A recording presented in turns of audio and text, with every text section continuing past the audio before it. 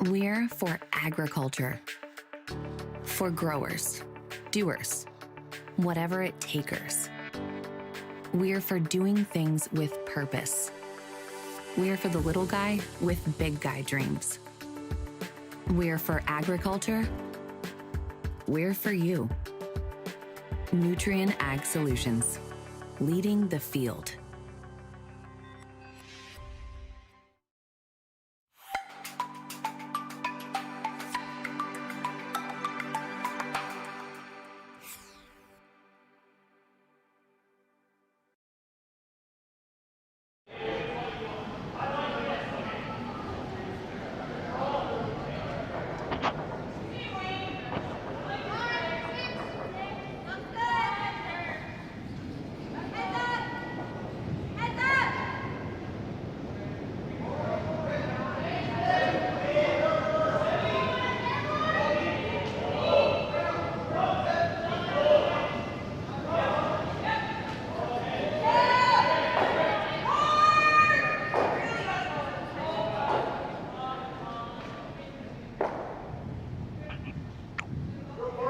Hi everybody, just doing a mic check here.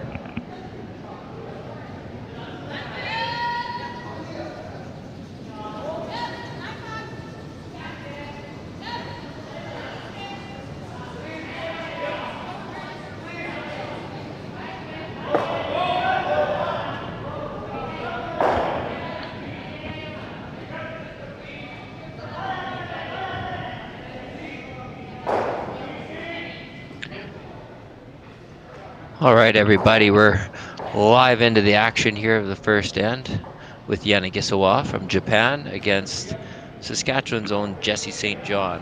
Looking forward to a great battle and matchup here, and looks like Jesse's not going to take any chances here and start clearing out the front.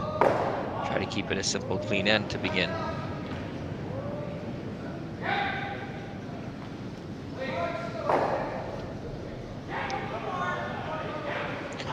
We got Carl DeConnick Smith, that's played with Jesse for quite a few years.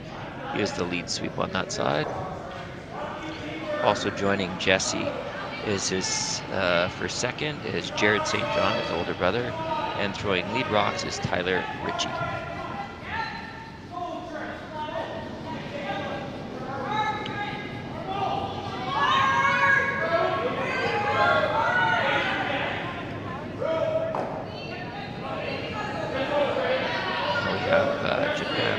Second.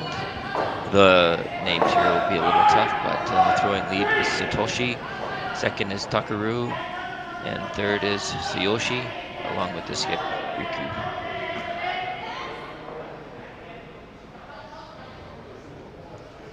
Guys are just replacing the guard here, just came a little bit deep on them, so that might change action a little bit, where Jesse might try to move some extra things around.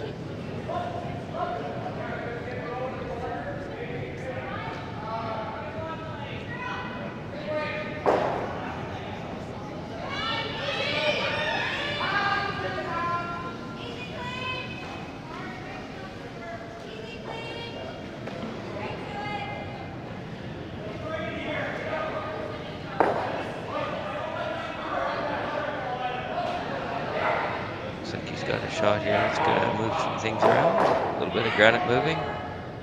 Basically opening everything up.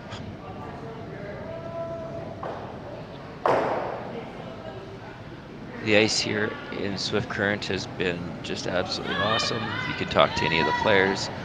I myself, Jeff Chambers, played this morning, and it's just so impressive to be the first event of the year here in Swift Current, but yet at the same time having world-class ice conditions for these guys to all play on. It's just tremendous.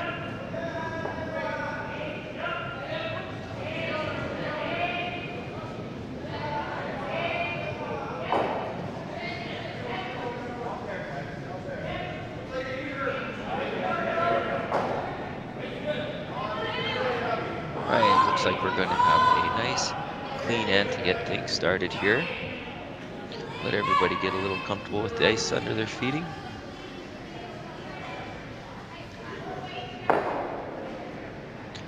Carl's been playing a lot of years in competitive curling, and he's always wanted to be around on that weekend as he keeps battling it out.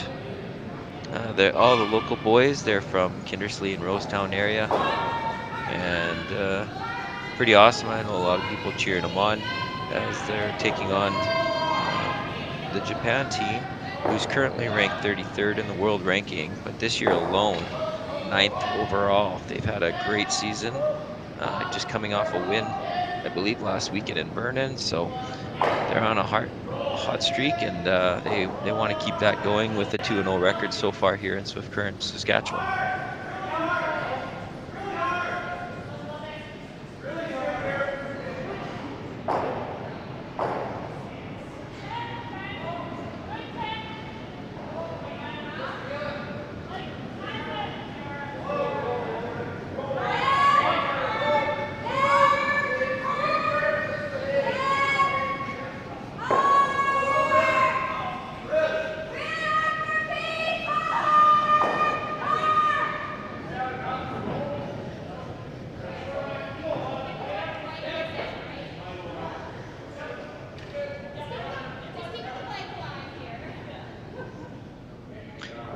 Jesse's just having a second look at this one, as he was thinking if he sticks there, if it's going to be tight enough that they might want to go around. So make sure he wants to get a roll out of this.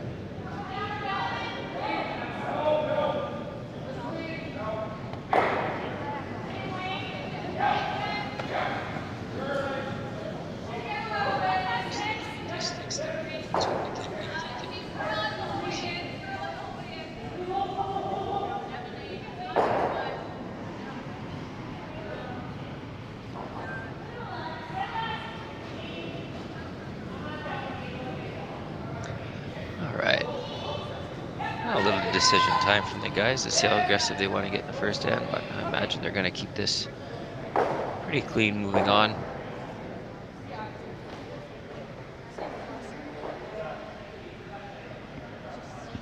Most likely ideal if they can hit and roll and catch a piece on the corner, but more importantly, make sure to make the rock disappear, keep it clean.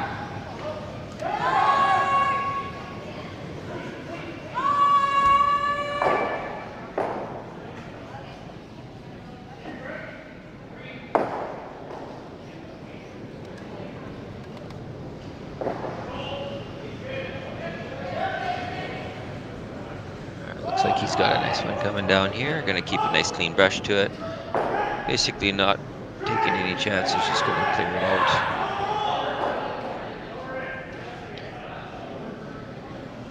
Jesse will try to put one over on the side a little bit. Different spot. A couple different things. Learn the ice and put Team Japan out in the weeds just a little bit to see if they can trick them on alignment and maybe force a jam.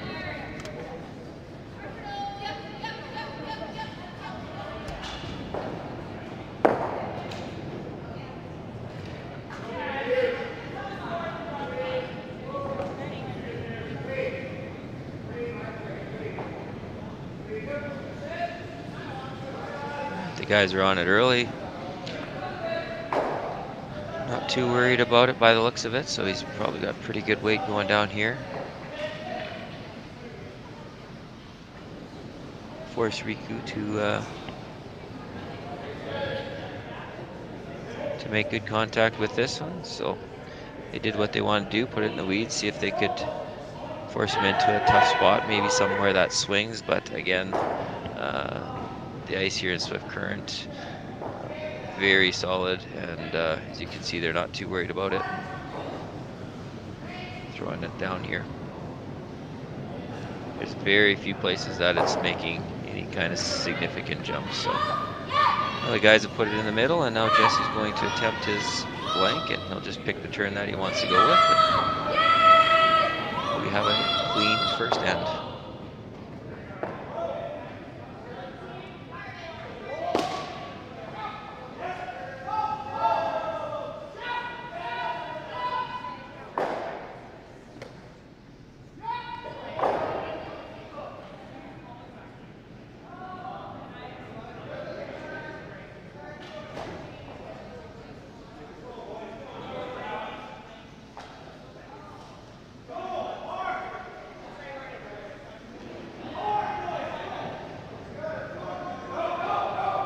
As you can see behind the glass there, that it's not many people down below, but the seating down below isn't the easiest place to see. So we see quite a few more upstairs now.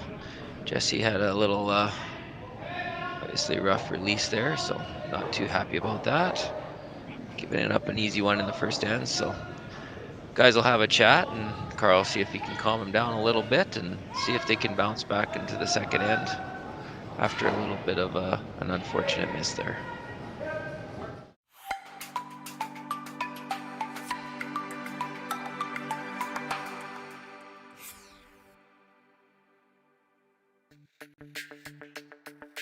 We're for agriculture, for growers, doers, whatever it takers.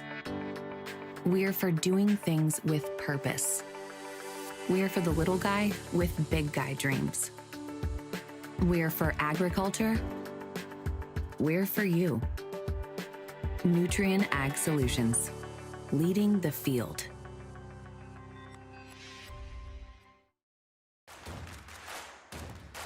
Imagine being able to stream every curling game from every sheet from any event, be it your Wednesday league game, bonspiel, or corporate event. Curling Stadium offers an all-inclusive streaming solution featuring high-quality cameras, ease of use, great reliability, and minimal installation.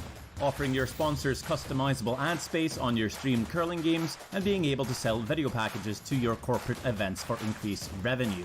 With Curling Stadium, you can stream to any device, be it your mobile phone, tablet, or computer. Push the feed to your desired platform, be it Facebook, YouTube, or any other social media. Curling Stadium is simply the way forward. Where it's commonplace in other sports to televise every game, we want to do the same. Curling is a global sport, and it's time it gets the coverage it needs. Make your curling club the next Curling Stadium.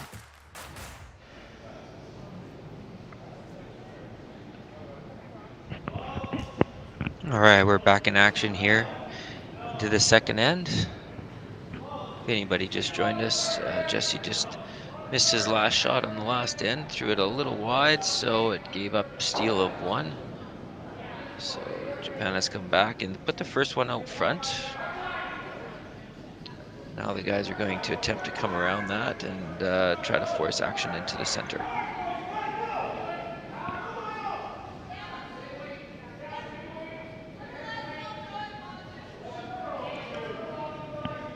Good shot there, which is going to choose to go around. Usually what we'll see in the even ends is a little more aggressive strategy by teams, as they really like to make the score, or if they can ever get a steal and force. So typically on the even ends, you're going to see that little bit of extra gamble from teams. Usually it makes it a little more exciting to watch for spectators, for sure.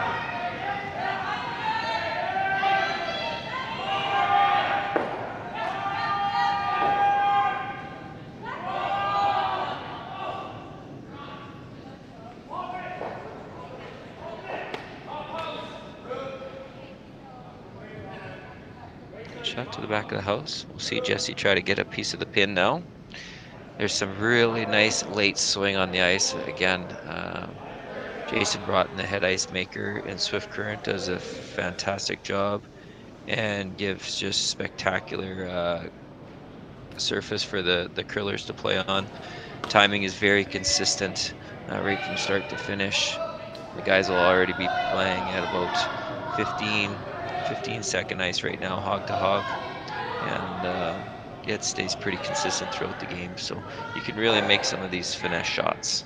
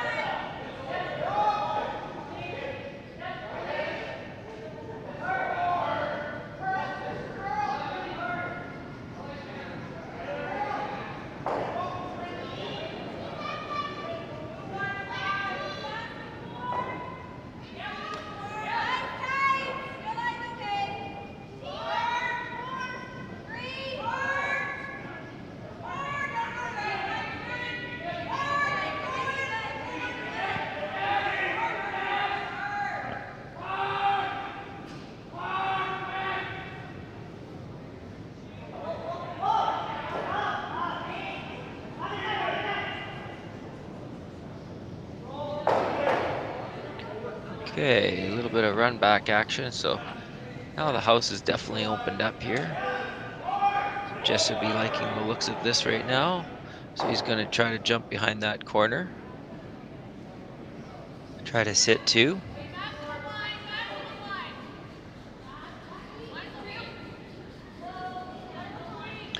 If anybody has any questions or comments that they would like to ask, I'm a local curler here. Been coaching quite a bit, and would love to answer any questions that people might have out there. So you can just put it into the chat, and I'll make sure to take a look for that and try my best to answer any questions that you might have about Swift Current, the community, the ice, the teams, whatever you'd like. We have a close one here, but unfortunately we're going to get a little bit of a rack up top. So missed opportunity there to bury one in. So assume that they're probably going to try to take a crack at the double here, but nope, they're going to play it safe and just hit the back one and keep that one in play.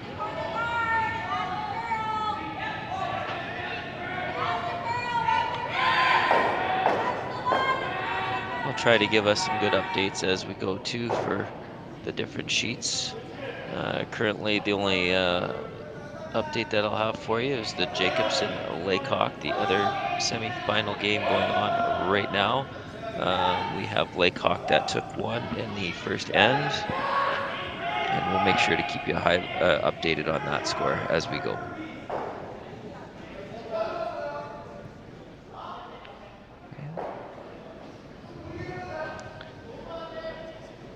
Team Japan keeps consistent shot making going and made a beautiful little hit and roll there.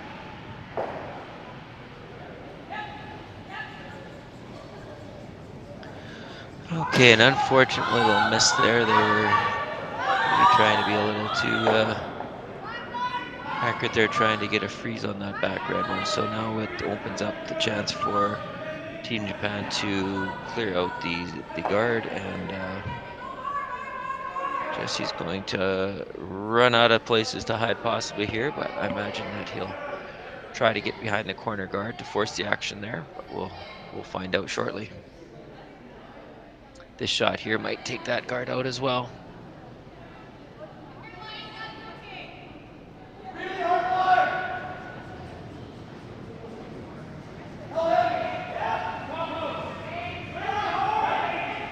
Looks like he's going to make some grounded move. So there you go. So he stuck one. So Jesse's actually pretty happy to see that right now. That'll be his chance to get out of this end and actually still make an end out of it. So he's going to ask, I believe it's Carl up to shoot now. See if he can get one tucked in there behind.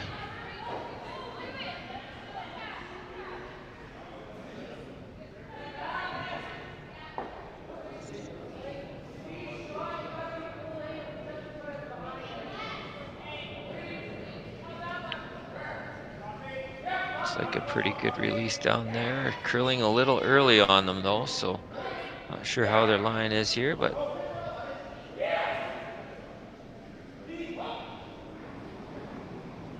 looks like they have a really nice one coming in here. Now they just need it to sit down.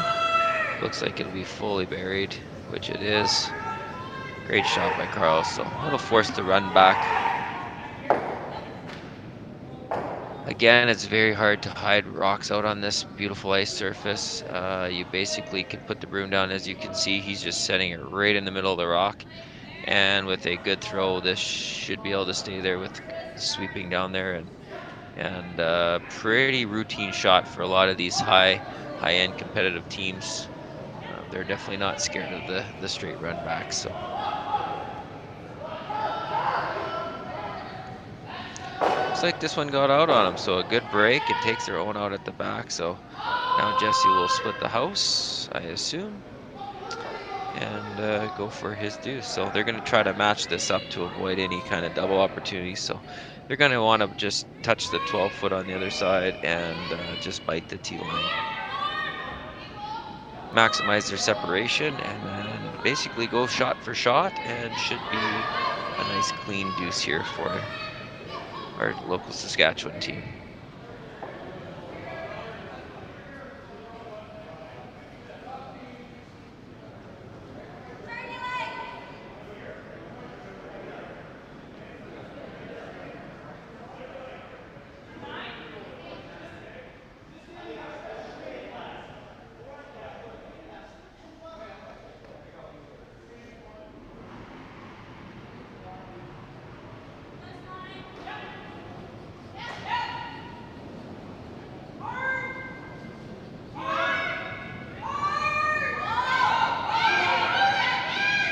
Solid throw there, so hopefully they can, again, like I said, hopefully the guys can go shot for shot.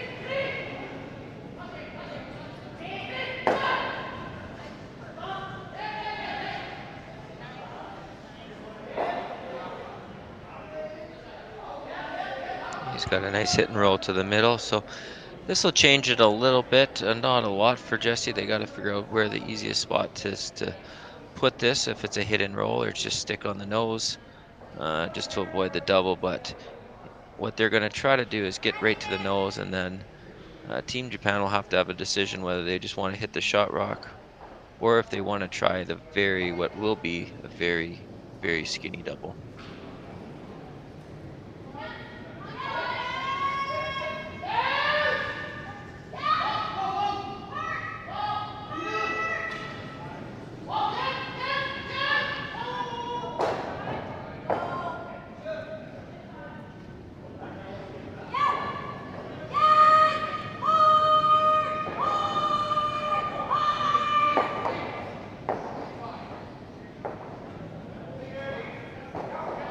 Looks like a nice clean hit here, no panic, so it looks like we got our nose hit, which we do.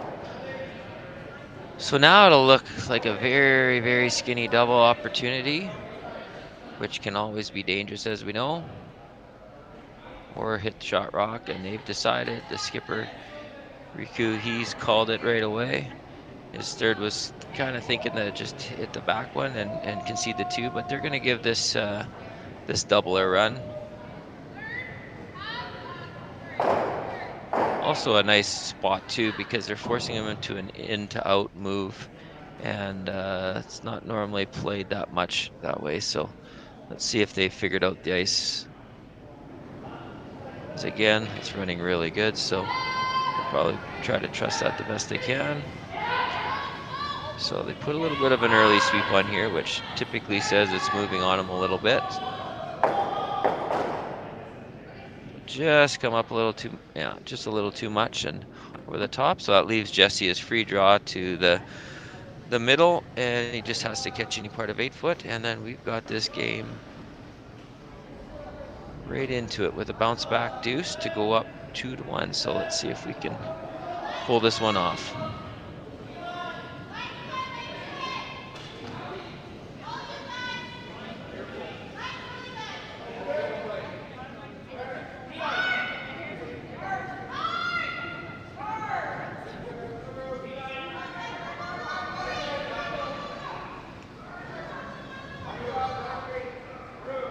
Rocks out of the hand, and the guys are just doing some light cleaning, which is saying that it has maximum speed so far, and they're going to sit back and watch, and now they're going to hope it comes to a halt. It is very close. Let's see if they can get up. There we go. Nice bounce back deuce by Jesse. A couple good solid throws and bounce back with a nice deuce in the second end.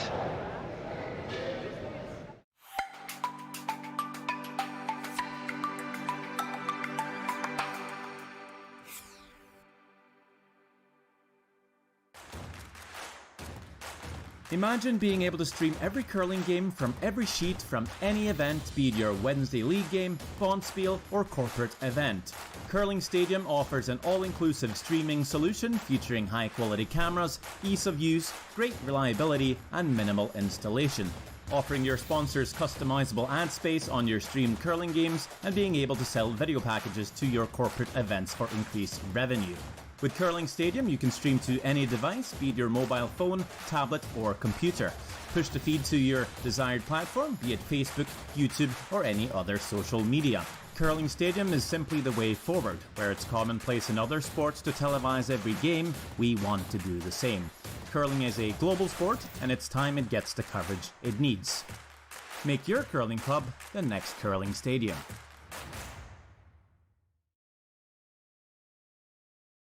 Just got our shipment of logos here in for our next event, which is going to be the mixed doubles. As you can see, there's a few of them. There's roughly 20 logos per sheet to be put in for the mixed doubles, along with a couple extra little dots. But all our logos come from Jet Ice. They are the best logos to put in.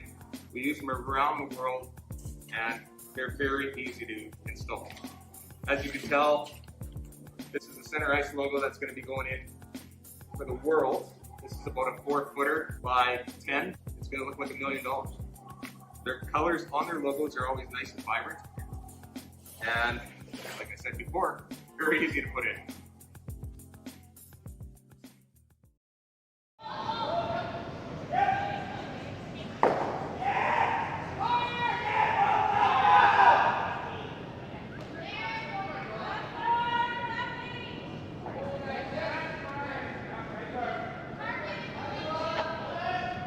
All right, we're back into action where Jesse just took a nice 2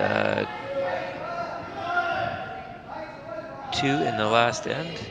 Just to give you a little update, we have Ashley Howard also taking on Shirley Orsted. Howard, the first end was blanked, and now we have Ashley Howard drawing against looks to be like 3 of them, so she has to catch the 4-foot here. Looks like she has pulled off a great one. So yes, she was facing 3 with her last one, but came up clutch and so took 1 in the second end. So Ashley Howard is up 1-0 over Orsted after 2.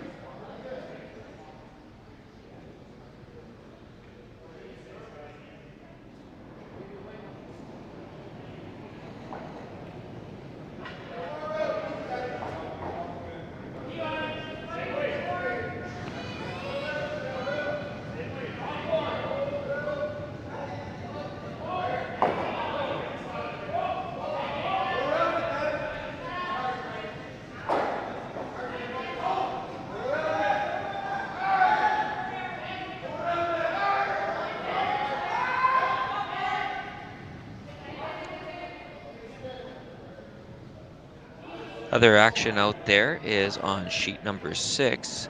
We have the Korean team, Jeong, playing against Manners. And the first stand was blanked, and then Team Korea took a 3-rock lead, 2. And in the third end, they're sitting pretty good too. So definitely putting some pressure onto another Saskatchewan rink here. And we'll make sure we keep you updated on that as well. In our action here, you can see we're getting lots of rocks in play, and now Carl's coming down to just to go over a few things with Jesse on basically some outcomes that can come out of the different placement of these rocks. So it looks like they had a good chat about it, and they know where to put the guard. Looks like close to a center line guard. They like the way they're sitting in there, so hopefully they can keep applying some pressure onto the guys from Japan.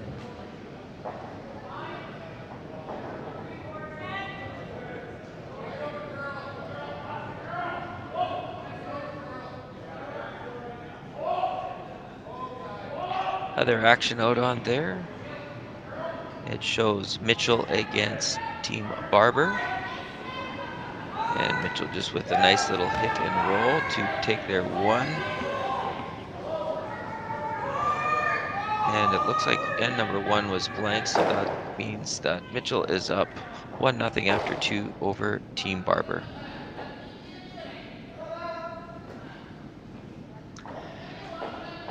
Okay, so unfortunately that guard came up from the boys a little too much, opening things up, so that gives the opportunity to Team Japan to see if they can clean up a couple rocks here.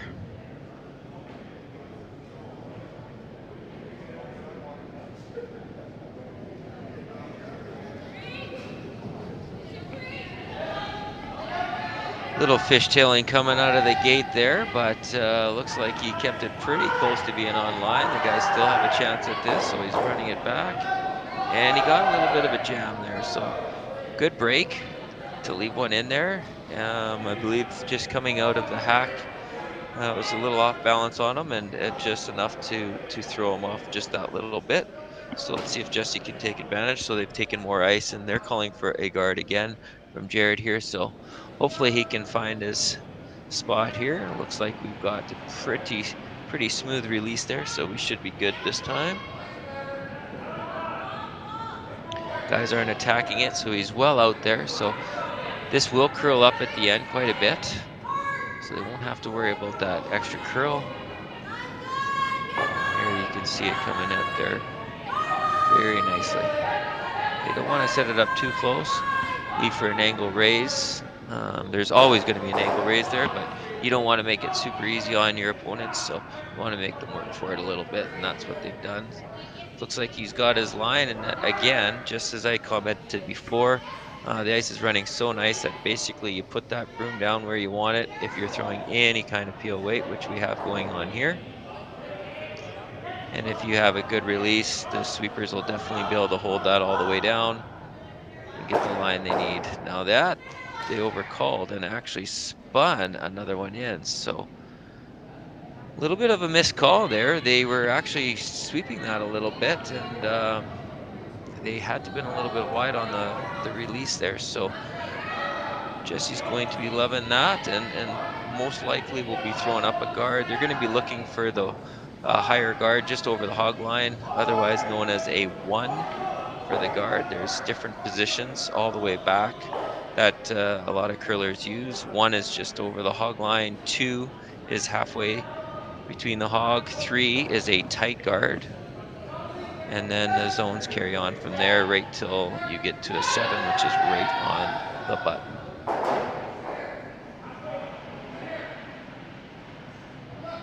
Again, most of our viewers probably know all this, but like I said, if there's any other questions out there, we can definitely put them on the chat, and I'll see if I can answer them. So this is sliding a little on them, but that's going to do the trick because they've covered up enough, I believe, to be effective enough. So they're still going to have to, as he's lining up, Riku's up there, he's lining up the angles to see if he can get this. So he'll be playing with that ice the in turn, which he's assuming it's going to curl a little bit because he wants it to curl up about 2 to 3 inches from where he has the broom. So let's see if they've guessed this ice properly here. Again, a little shaky on the delivery there. It's close that they let that one curve up just a little bit too much. So couple errors by Team Japan here. Going to be happy and just keep throwing up the guard. Hopefully get this a little bit higher. Again, taking the difficulty level just that much higher to the guys so that they can continue applying this pressure.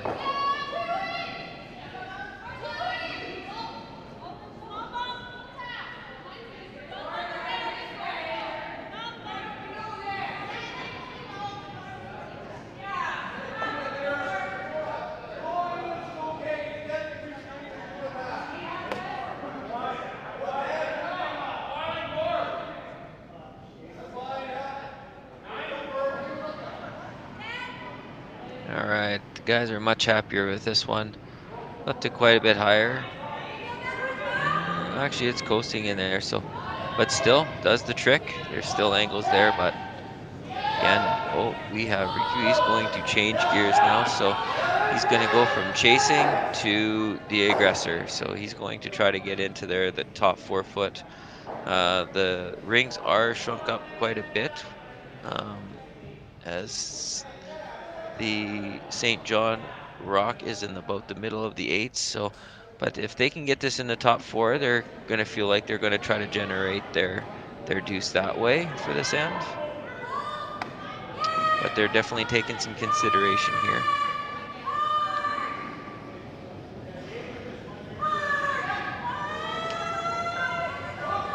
A lot of these teams, especially with last rock advantage, would keep on blasting out top to see if they could make rocks disappear. And with all of them being able to throw such weight, it's normally not too difficult to get a double or at least triple out of there to move the granite around to leave a easier shot for your skip on the last rock. That's the discussion that's happening right now, is if they decide to go in, if they cap another one, are they going to be able to generate a deuce, or are they trapping themselves into forcing to take one? So you can see the team has kind of decided together on this after a good little discussion that they are not comfortable with going in quite yet. So they're going to take another run at seeing if they can open some things up and move their red rock closer to the house. Definitely a safer shot doing it this way, but again, the strategy is up for debate. Some would definitely agree with this call, some would agree with the draw in. Basically, the best strategy is the one that you make. So we'll see what happens here. If he makes a shot, it'll be a great thing. If not, then people wonder why didn't they go in. But that is the beautiful thing about curling, is there's no same way to do things out on the curling ice to generate points. Every end, every situation changes. All right, so we got some action this time, and as we can see, almost cleared everything out of the house. In fact, wow, he did. So just like that, as I mentioned, the whole end can change with one big shot. The way these guys can throw, and you can see that totally cleared it all out. Left a lot more room for the skipper. So now Jesse's going to simply draw around there and force them into chasing, but Team Japan is going to be really loving the fact of that last shot there, and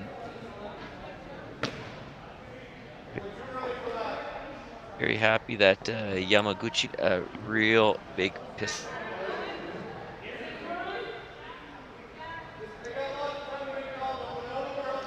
A little bit of discussion now on where they want to put this rock.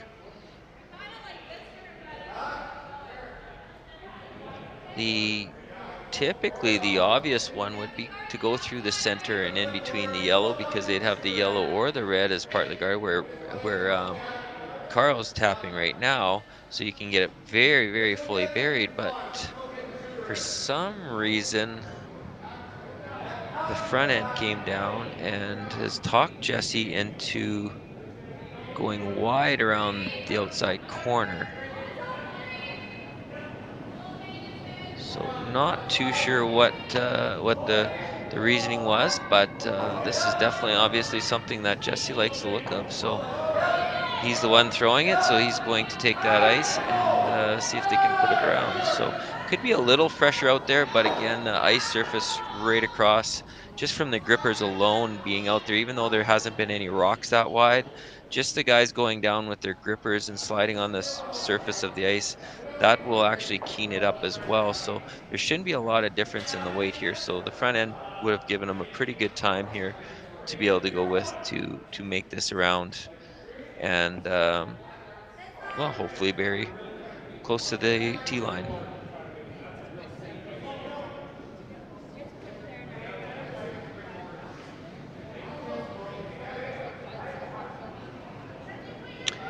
As the rock's coming down, just a little update. So in end number 2, Jacobson was forced to get his 1. So that game is tied with Lakoff having the hammer and currently sitting 4 with 3 rocks to play. So sitting pretty good. So Jacobson's going to be working at trying to clean a little bit of house and see if he can get rid of some yellow granite so that he doesn't have to wear his sunglasses when he looks at the house.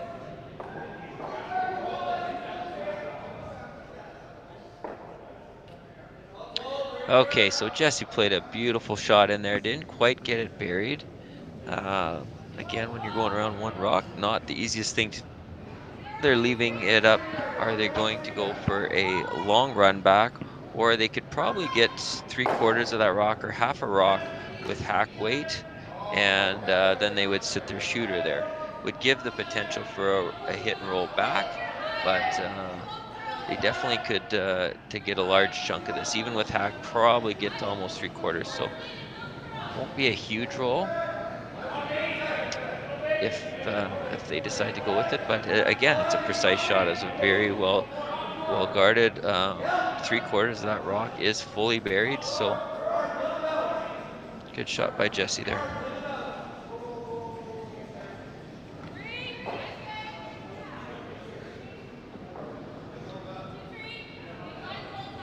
Yamaguchi's just making sure that that line is where they want it to, and they're doing a little discussion on the movement just before Riku goes down and throws this one.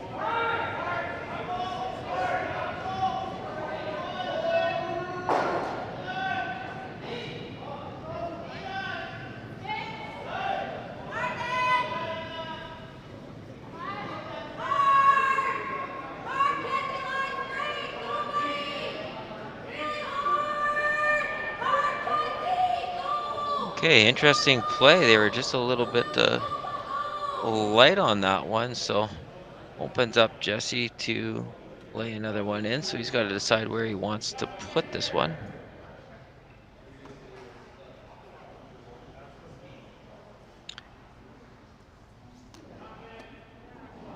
He has to decide if they're going to play a bump on that last one, and if they should just guard up to center and bring it in maybe top 4, or whether they just bury one here and try to make them come in there for a force of 1. So they're going to look at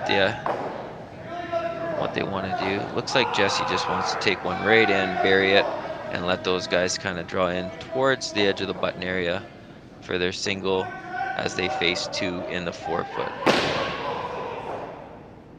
What they don't want to do is make sure that this is in the open at all and leaves any chance at a double, because that's the only way right now that Japan could get a 2, so looks like they're changing their mind again here.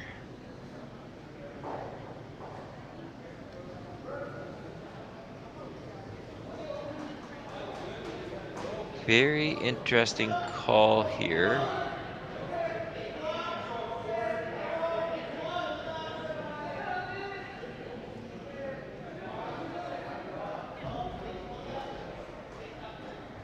With that sort of ice, it almost looks like they are just plugging this up, but I'd be surprised because that would leave an opportunity for a tough 2 or an easy draw in for the 1. So kind of shocked that they're taking it up this far outside when they could come around the middle and put a really good force on. But let's see what Jesse has planned here. Maybe he'll surprise us, and I hope he does, and this works out to give them a steal of 1.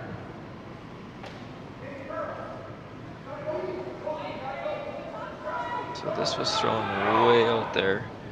It's coming in now, but yeah, they're simply just guarding that up and allowing those guys to draw in for their single.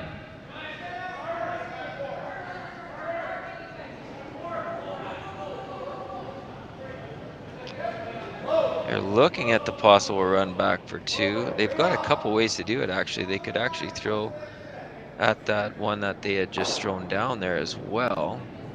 A lot trickier shot. But we'll just see if the guys from Japan like to gamble or if they're just going to try to draw in and take their 1.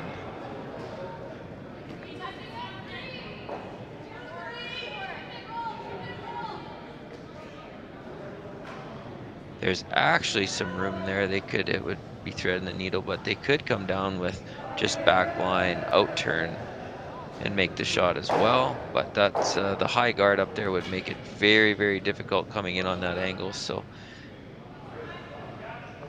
looks like that's what they still want to do, though.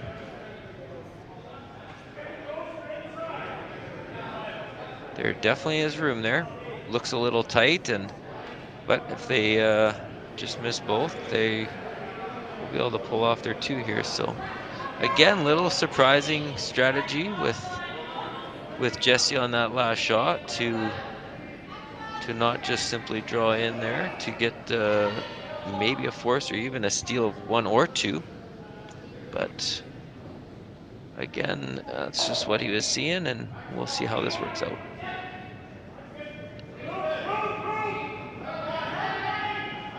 So, attempt for their second shot. Should see about back line, maybe hack. Looks like it's coming up a little bit on them. Nope, they're going to curl this in. It's very, very close. Looks like they've got the shot. They've got the weight. So they've got 1.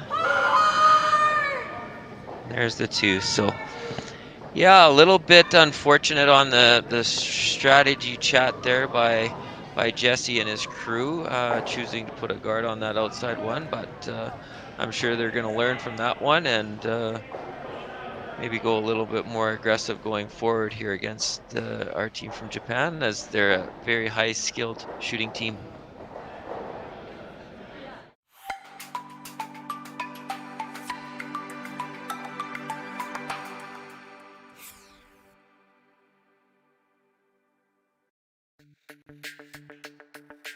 We're for agriculture.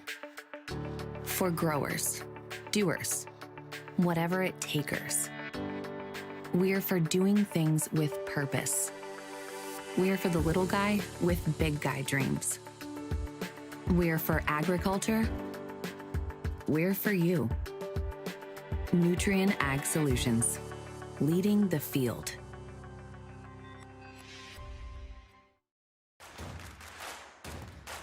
Imagine being able to stream every curling game from every sheet from any event, be it your Wednesday league game, bonspiel, or corporate event. Curling Stadium offers an all-inclusive streaming solution featuring high-quality cameras, ease of use, great reliability, and minimal installation. Offering your sponsors customizable ad space on your streamed curling games and being able to sell video packages to your corporate events for increased revenue. With Curling Stadium, you can stream to any device, be it your mobile phone, tablet, or computer. Push the feed to your desired platform, be it Facebook, YouTube, or any other social media. Curling Stadium is simply the way forward. Where it's commonplace in other sports to televise every game, we want to do the same. Curling is a global sport, and it's time it gets the coverage it needs. Make your curling club the next Curling Stadium.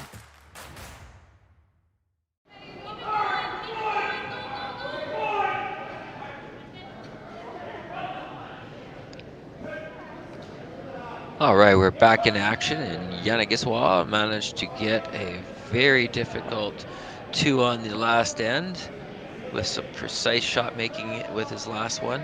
So they are currently up 3-2 over St. John. Just some other upkeeping. We have on sheet 6, we have Scott Manners that managed to get 1 in the last end against Team Jeong from Korea.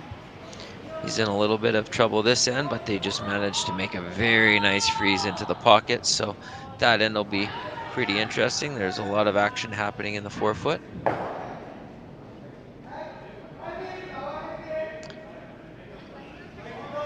right, Tyler tried to get around that center one and managed to. It's just a little short, so they're going to take a crack at moving that one.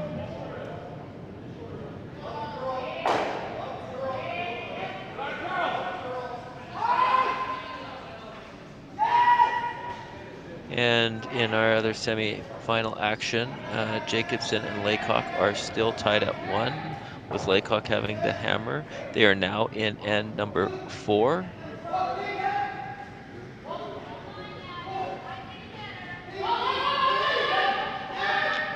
And Ashley Howard against Team Orsted. Ashley has taken 1 in end 2 and 1 in end 3, so they're coming down halfway through end number 4. A pretty clean end on that game.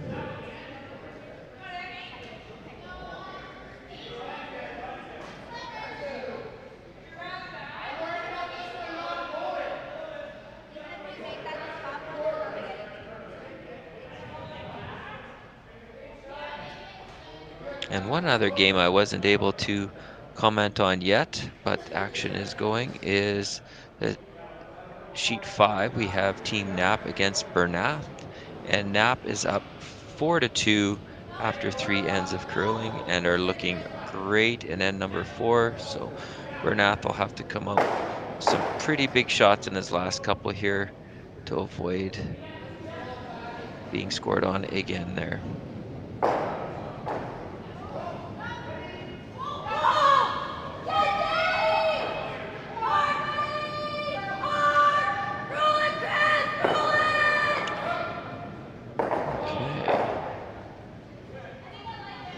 This one was sliding a little wide, and he definitely got it out there, so I don't think it's coming back in. So fortunately, it's just catching the outside, rolling out. So Tyler just got a little wide on that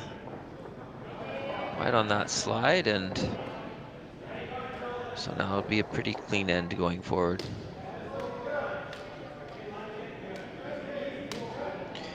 Mitchell against Barber.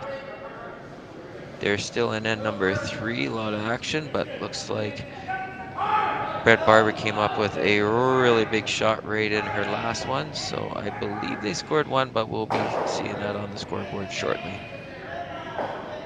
It's a great shot regardless to get in there, so we'll just see if it was 1 or if they managed to get the deuce out of there. That game is in the C, so that's kind of a win or die situation for both Mitchell and Barber. So we'll make sure we keep you updated as we go through on that one to let everybody know where it's at.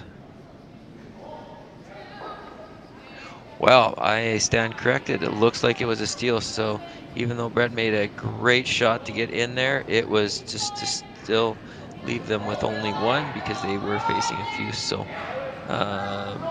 great shot, but still down 2-0 after 3 ends of play.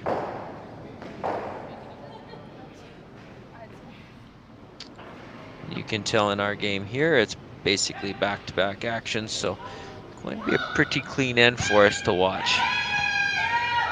Normally you see a little bit more action in the even ends, especially at end number 4. It seems like end 4 people sometimes like to go for broke, but looks like the guys are going to keep it pretty clean this end. So we might not get to see too much action in the typical 4th, where we get to normally see lots of rocks in play and a little more aggression.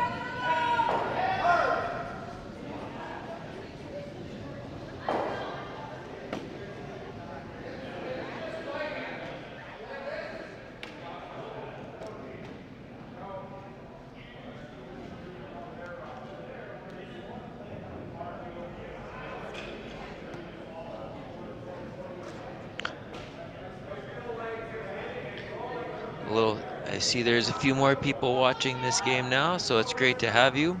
Hopefully you enjoy it. I'm sure that there's a lot that are from Japan that are streaming in, so hopefully you enjoy the game here. I've probably been muted out already by you, but that's fine, and because I sure the heck can't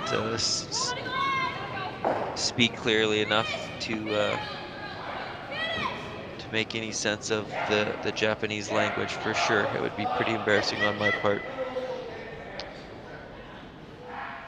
To my chance to thank the curling stadium. Ever since we've put it in the Swift Current, it's just fantastic to be able to watch the games and watch the action that are going.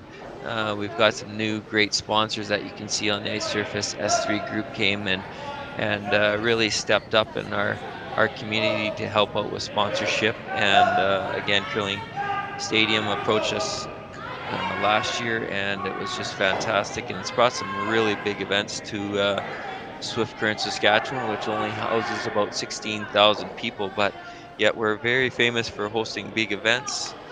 2010, we hosted the Women's Worlds, which was one of the most successful Curl Canada events that they've had.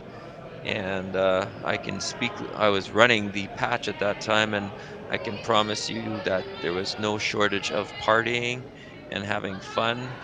And so they decided to come back, and I believe it was 2016 they came back again, and we hosted the Worlds. So we also have a lot of the Olympic teams here battling out in the men's and the ladies action, and it's just pretty fantastic that a small little city, we'll call it a city, Swift Current, 16,000 people, can host such big events and have some of the world's best right here battling it out and giving the local fans something to cheer for. So again, a big part of that is, believe it or not, is that curling stadium for having us and being able to showcase such great events in the curling to people all around the world. And it's definitely taken notice for sure. So thanks very much. All right, Jesse's decided he's going to avoid shot rock right now and make sure he gets off that little cleaner on the outside.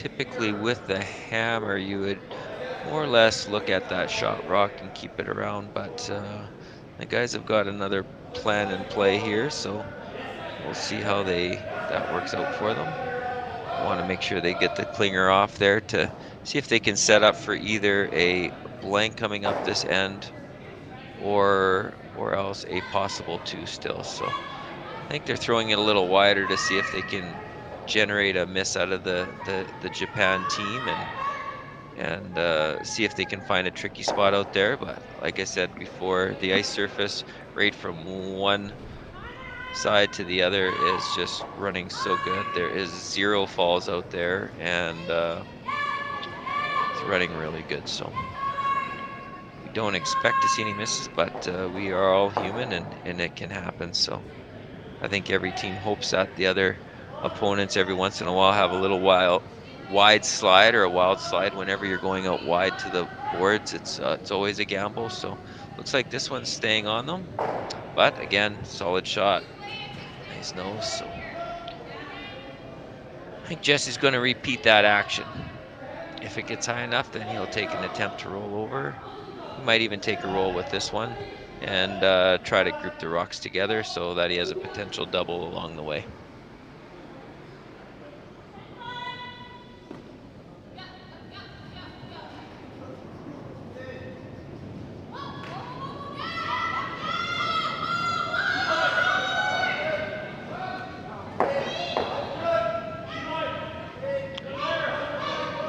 floating on them a little bit. So this a little tough to get in, and it's not. It's going to hit and roll out. So fortunately, that's leaving the opportunity for Team Japan to be able to split the rings here and basically put the force on for Jesse on this end. So the guys were kind of setting it up to force that possible miss, but unfortunately it backfired on themselves, and they're the ones that did the missing. So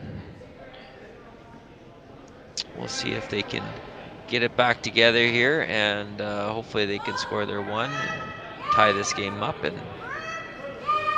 see what happens in the second half.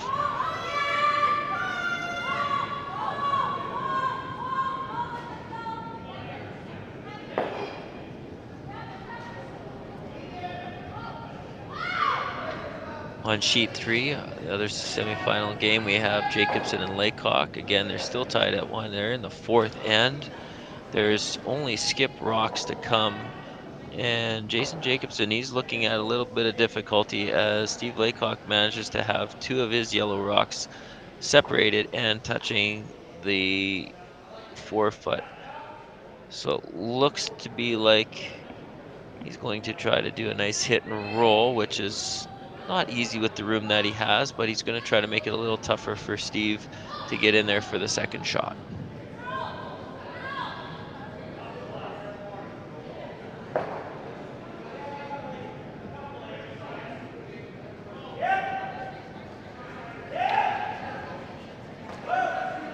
Right, interesting situation. I didn't see the call here, but going to assume that Jesse's either going to try to get a hit or stick on that side and just keep it open, or he might gamble and see if he can get a little bit a roll under. Yeah, that's what Carl's looking at right now. They're going to try to get a little hit and roll somewhere under that corner rock to see if they can force a little bit of action still. So just going to try to get his intern going here a bit and see if he can get a nice hit and roll behind the corner. Okay, big miss by Jacobson on his last shot as he airmailed and missed everything. So that leaves a free draw for 3 for Team Laycock to bust that game wide open in the fourth.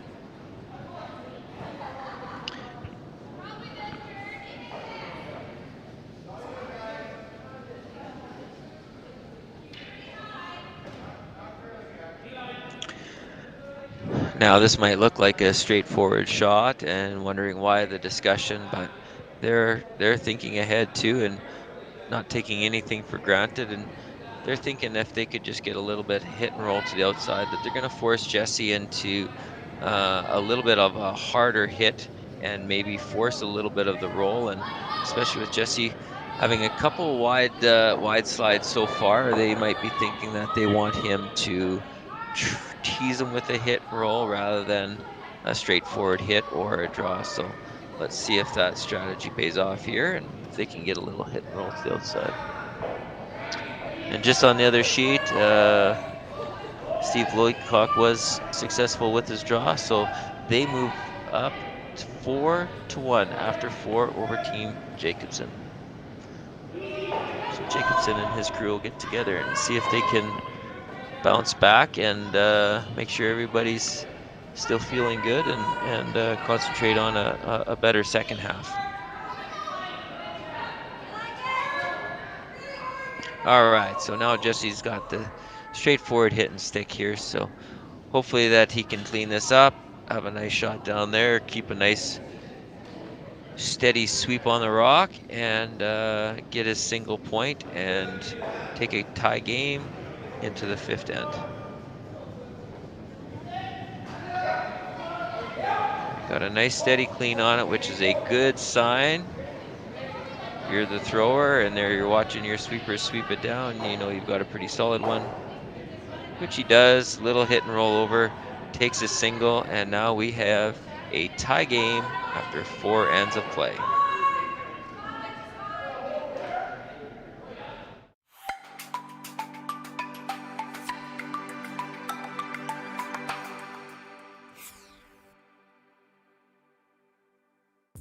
just got our shipment of logos here in for our next event, which is going to be the mixed double. As you can see, there's a few of them. There's roughly 20 logos per sheet to be put in for the mixed doubles, along with a couple extra little dots. But all our logos come from Jet Ice. They are the best logos to put in.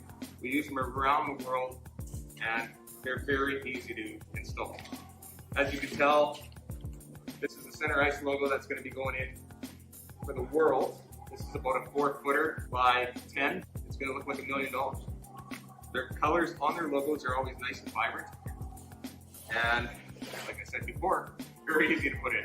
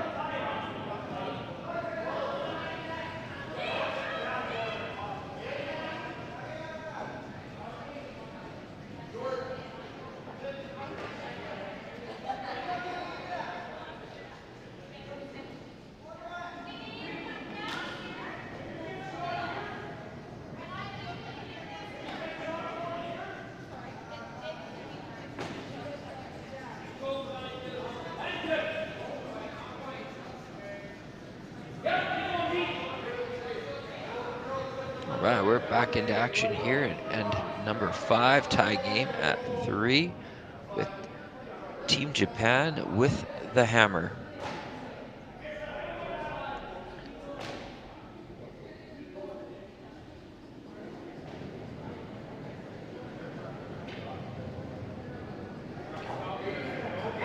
Just to throw out a little update there, we all love our curling and we try to keep an eye on all the games. And also in the men's, we have Knapp against Bernath. They're in the B division, right, or the second division right now, but Knapp managed to steal a point in end number 4.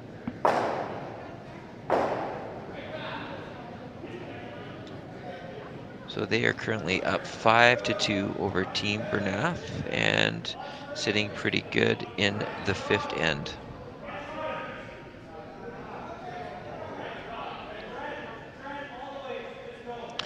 And again, Team Lakecock up 4-1. They're in the A semis.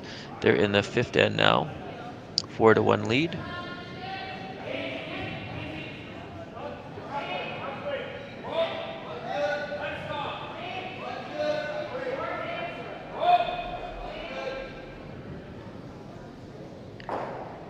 We have Team Mitchell in the ladies over Team Barber 2-0. They're still in the 4th, so that game is going a little slow. They're having a lot of discussions over there.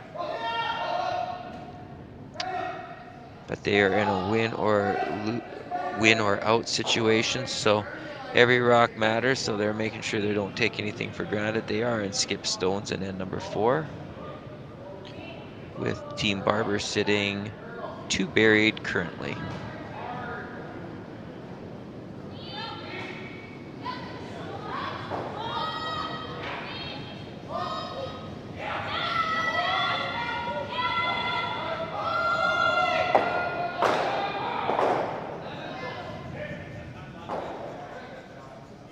And Team Korea is managing to have their way against Scott Manor's team, as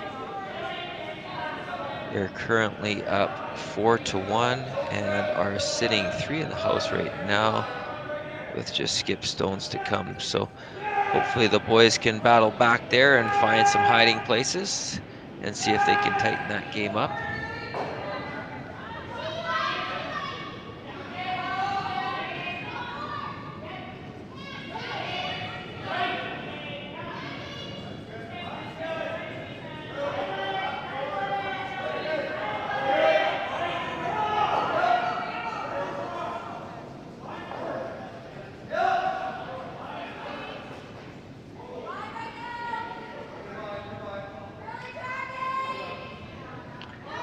All right, we have a pretty clean end going on here.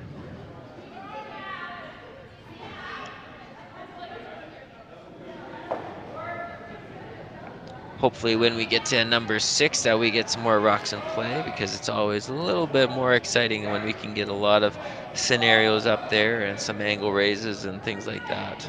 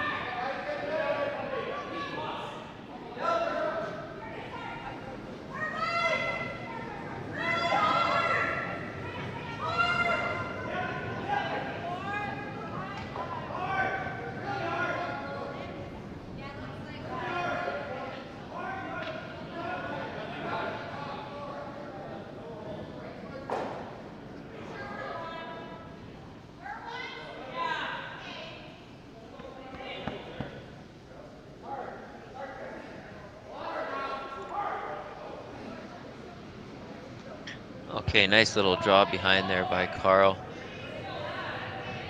Showing just about a third of the rock, so nothing to really scare them, but definitely makes it a lot harder to make that shot. I'm going to assume that the tap of the foot is the sign for bumper weight, or as some would call it, house weight.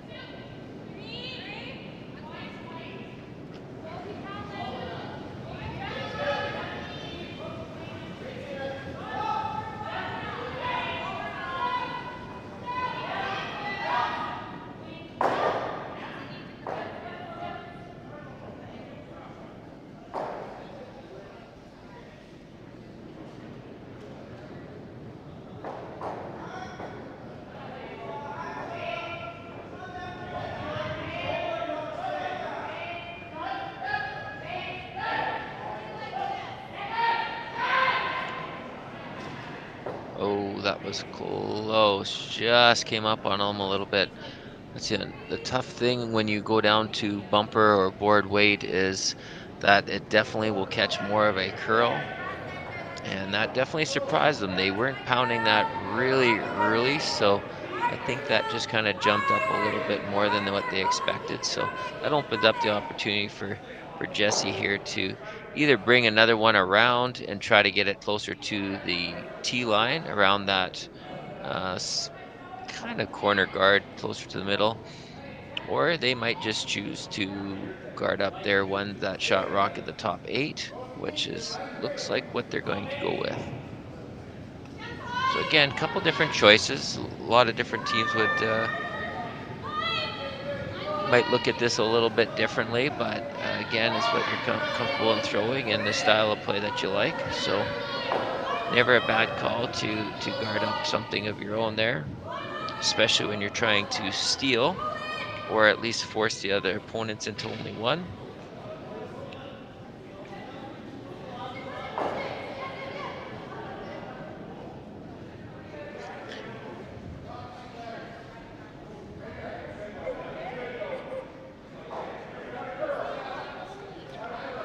Guys are back and forth with their brooms, giving them a call, so looks like they're pretty happy with this shot.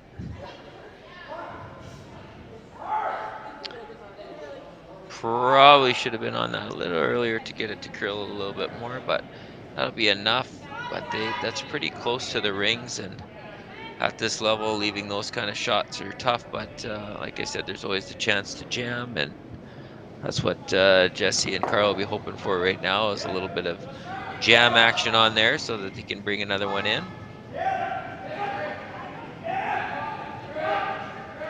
But they're in good shape, because even if they make the double here, they'll be able to draw in behind that somewhat of a corner guard and still put the pressure on. So the local guys are in good shape here in this end.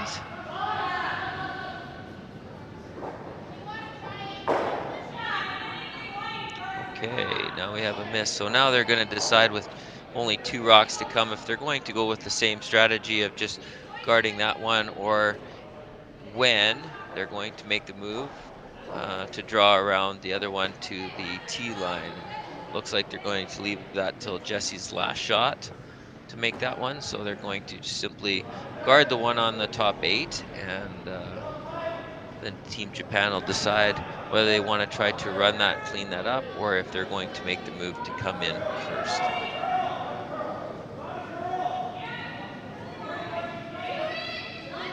Curling is a great game to think about strategies, and there's so many different ways to do it. It's many consider it like a chess game where you're planning ahead so many steps, and only problem is there's so many more scenarios than in chess that can happen, and not 2 ends very rarely or ever the same. So there's always a different situation, and there's always a different strategy and a different way of throwing the rocks. So makes it very interesting, and those out there that love to strategize, it's a pretty wild game. So here Jesse unfortunately got a little wide again, so he's been having a little trouble once he starts throwing it out there. He's been wide to the broom quite a few times today, so he'll definitely want to figure that out in his release and see if he can tighten that up, because now they have given the opportunity for Team Japan to get a little hit and somewhat behind the corner. So now they're going to be looking at if they can still generate 2.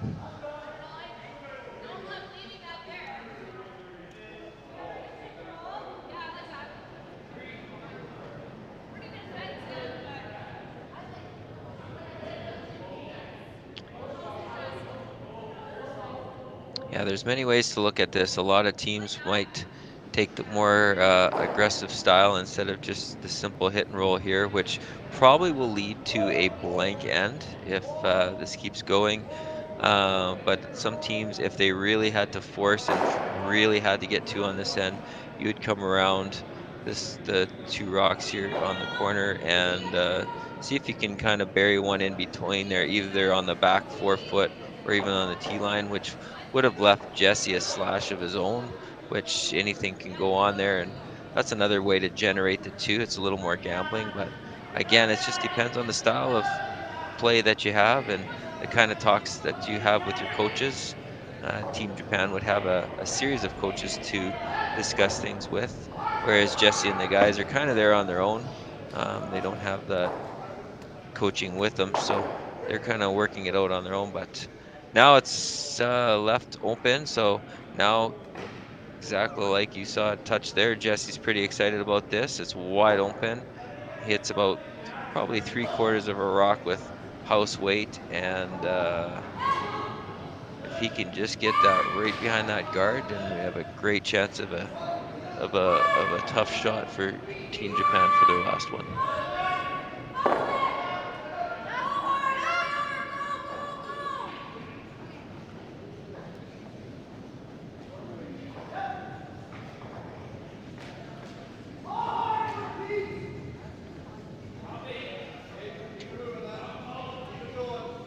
Carl's got the broom down, ready for Jesse. Jesse will be wanting to shoot this straight up for sure.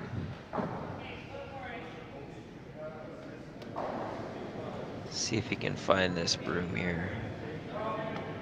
Little shaky on the slide.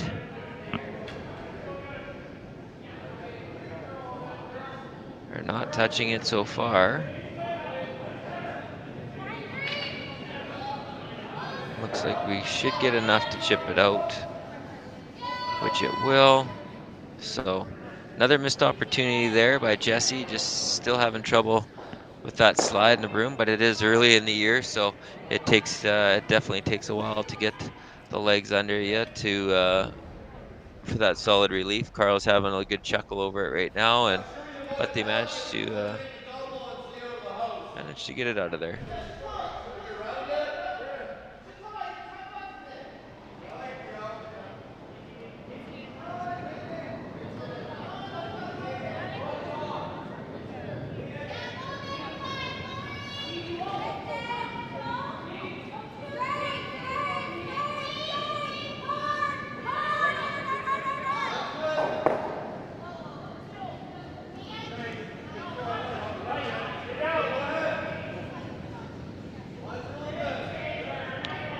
Just throwing this through so they clean end, and they decided there was a spot in the ice there that they wanted to have a look at, so that's why they took a little bit longer than normal for this shot, because they wanted to have a really good look at what the ice does in that situation. So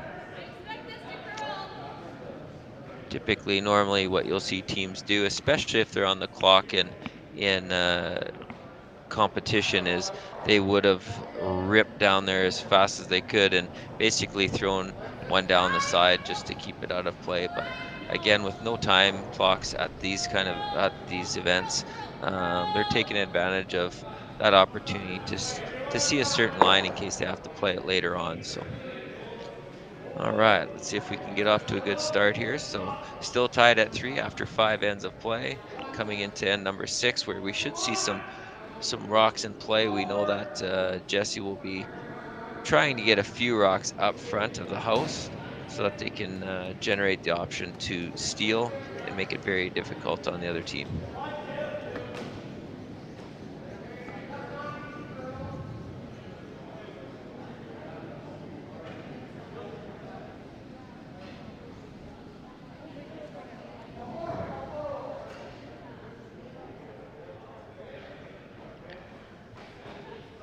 Well, that was very aggressive sweep, but again, the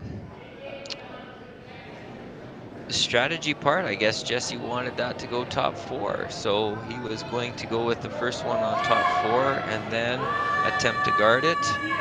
But now this gives the opportunity to Team Japan with the free guard zone to actually make contact with that rock and leave their rock safely out front. That can't be touched. So one of those shots that was halfway between. So I know I'm thinking Jesse wishes that they would have got off the sweep and just left that as a very, very tight guard now.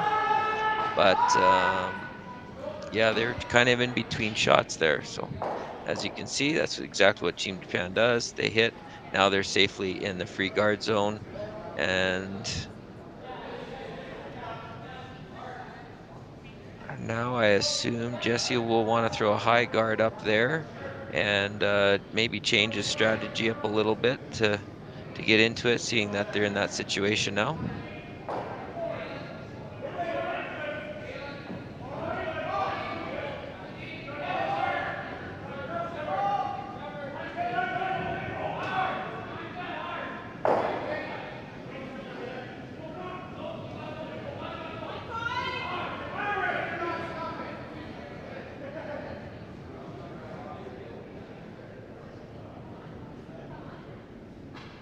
Jesse coming up front to have a closer look, but he managed to get their guard in front.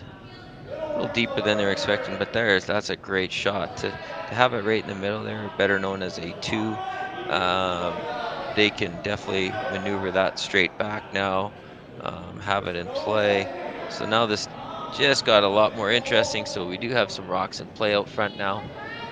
Team Japan will choose to be the first ones to come in. They're going to be looking at trying to get to top button with this one, and fully buried, forcing Jesse's crew to come down with Jared throwing to see if he can get a nice tight freeze on it. So we should see some great action here.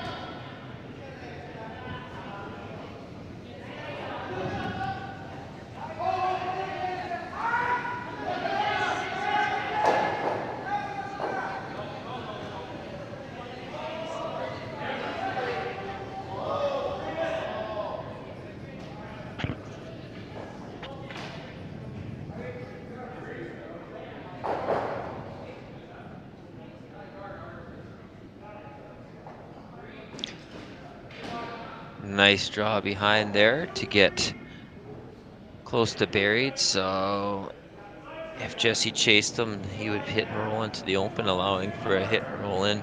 So he's going to go to the other side and see if he can get in there to top button, since there is room now. So he's going to choose to be the first one in towards the button. So the guys are both on it, which typically means it's a little light. Let's see if Jared give it enough there to make the shot.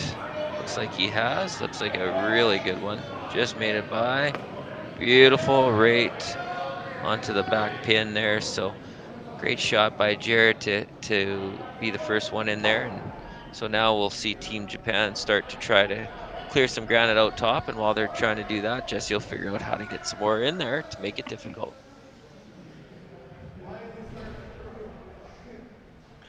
The only other update that I have currently is on sheet number 1 in the women's.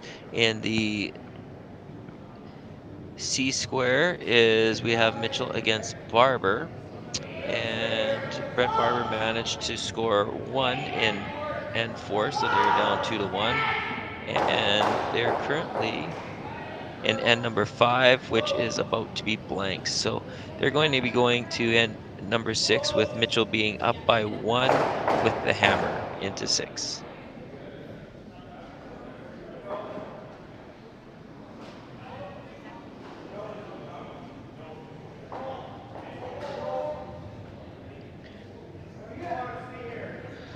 So that definitely managed to move some rocks around. So fine shot now. So that definitely changes things up. And like I said, at the high level that these curlers play at, there are no rocks that are typically safe out there. So that was a perfect example of how things can change very fast, from having about 4 or 5 rocks in the play down to having 1 in the house. So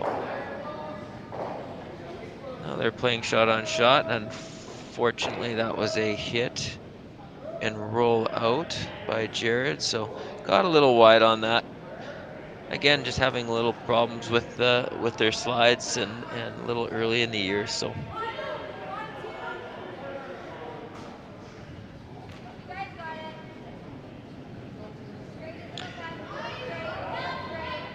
huge swing in the other game. In N number 5, Team Bernath made some great shots coming down the stretch there, and they scored a bounce back 3-ender against Knapp. So they are now tied at 5 apiece after 5 in the 6th end.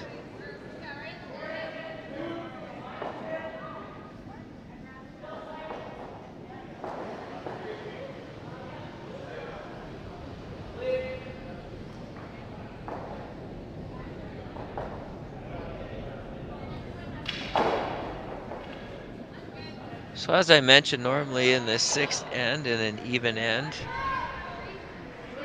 there's a lot of aggression to try to score multiple points when you have the hammer, or to basically, if you're without hammer, you're trying to steal a point, especially in a close game.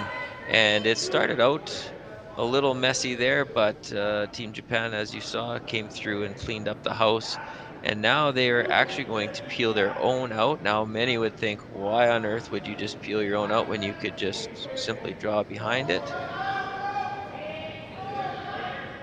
Actually, they're not peeling it out. Now, I take that back. They are trying to split this by the looks of it.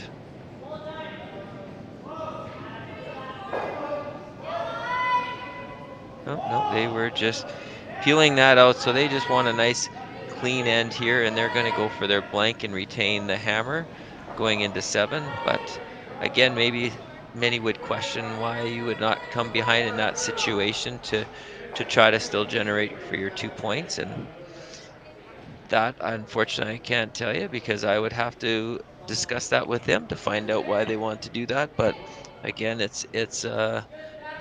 seem to be a team that like a nice clean strategy, clean ends, high percentage shots.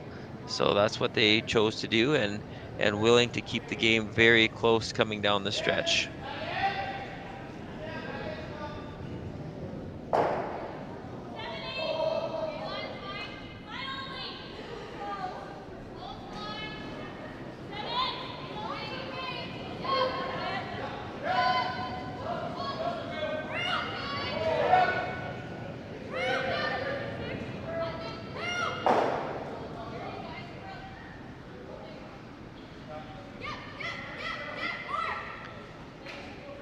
I assume we're going to see some pretty just straight up shot for shot nose attempts here.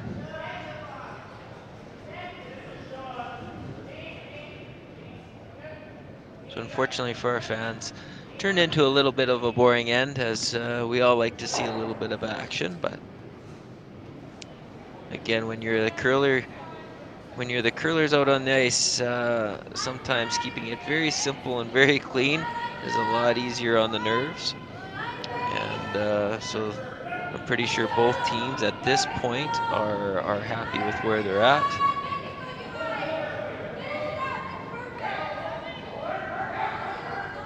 And you never know, we might see some fireworks in 7.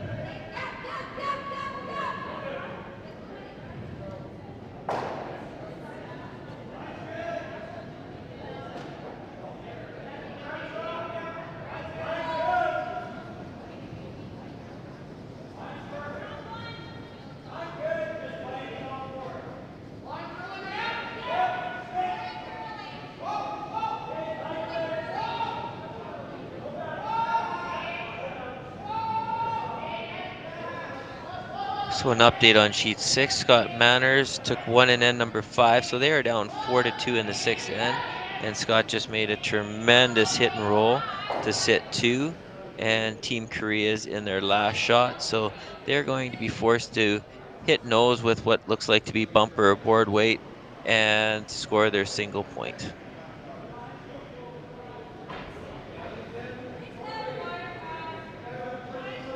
At this point, they would be very happy with 1, as they will go up to 5-2 after 6, so they'll be in a comfortable position.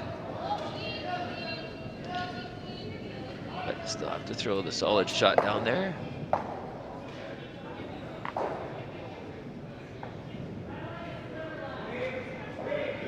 Now we have Jesse coming out. Let's see if he found his line on this one.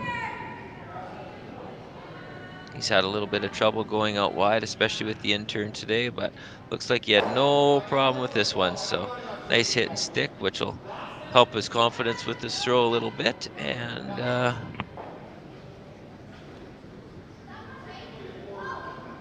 we've got 3 rocks to come in this end.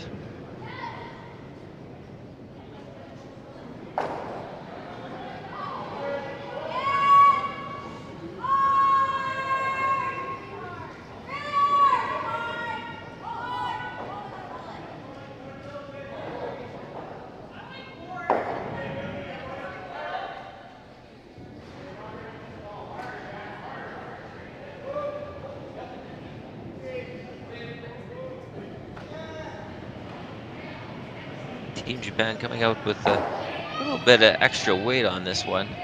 Normally we won't see that kind of weight when they're just trying to do a simple hit and stick. But confidence is up there. He gets a nice hit to the middle. Very nicely done. And just an update in that Manners and Team Jeong from Korea. Korea scored 1, so they are up 5-2 after 6 ends of play.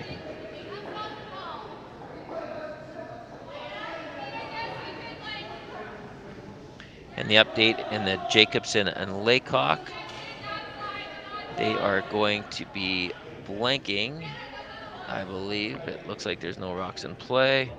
Actually, it looks like there might be 1 yellow way over on the corner, so Jason doesn't want to take it for granted. And so he's going to hit that one and see if he can make a blank in end number 6.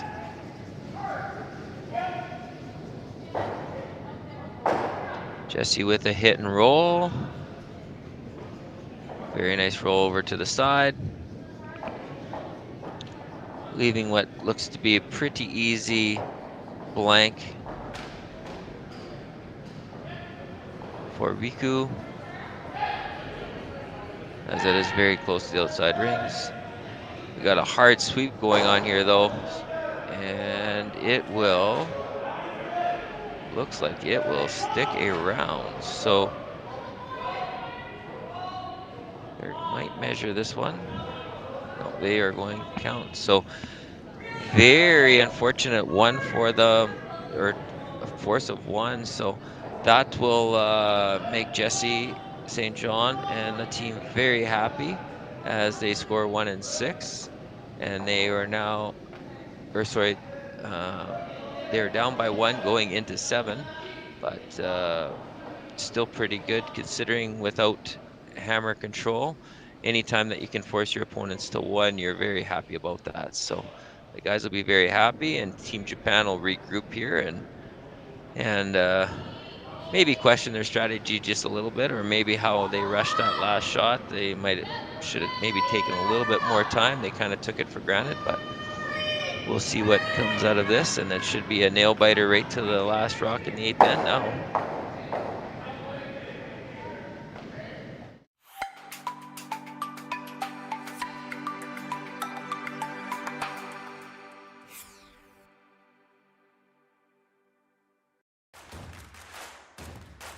Imagine being able to stream every curling game from every sheet from any event, be it your Wednesday league game, Bonspiel, or corporate event. Curling Stadium offers an all-inclusive streaming solution featuring high-quality cameras, ease of use, great reliability, and minimal installation. Offering your sponsors customizable ad space on your streamed curling games and being able to sell video packages to your corporate events for increased revenue. With Curling Stadium, you can stream to any device, be it your mobile phone, tablet, or computer. Push the feed to your desired platform, be it Facebook, YouTube, or any other social media. Curling Stadium is simply the way forward. Where it's commonplace in other sports to televise every game, we want to do the same. Curling is a global sport, and it's time it gets the coverage it needs. Make your curling club the next Curling Stadium.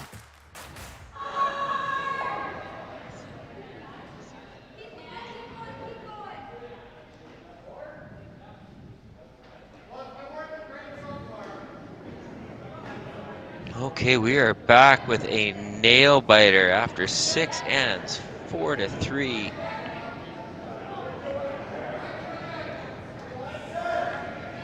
It's almost a story of David and Goliath out here. We've got the local guys that threw their team together for this spiel, for a Sasktel, and then we've got one of the highly world-ranked teams from Japan here, and it seems like the guys are putting on a great battle against them, and going to lead to a very big finish here with only 1 point separating them, and our Saskatchewan rink has the hammer. So as we enter into 7 with 2 ends to go, again, we should see some pretty big shots coming down the stretch, and some moves to try to generate some extra points here. So very excited to see what we come out with here, and stay tuned for some great action.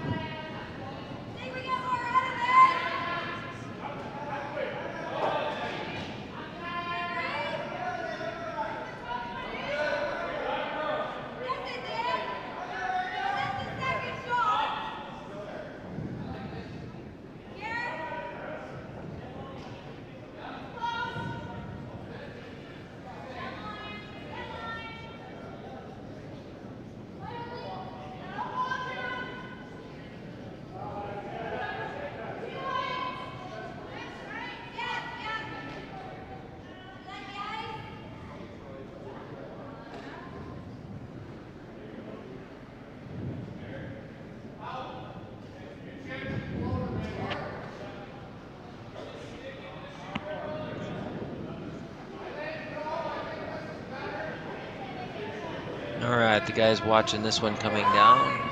Normally not a good sign, as it means it's a little bit heavy than what they want. It's coming down just just a little bump, so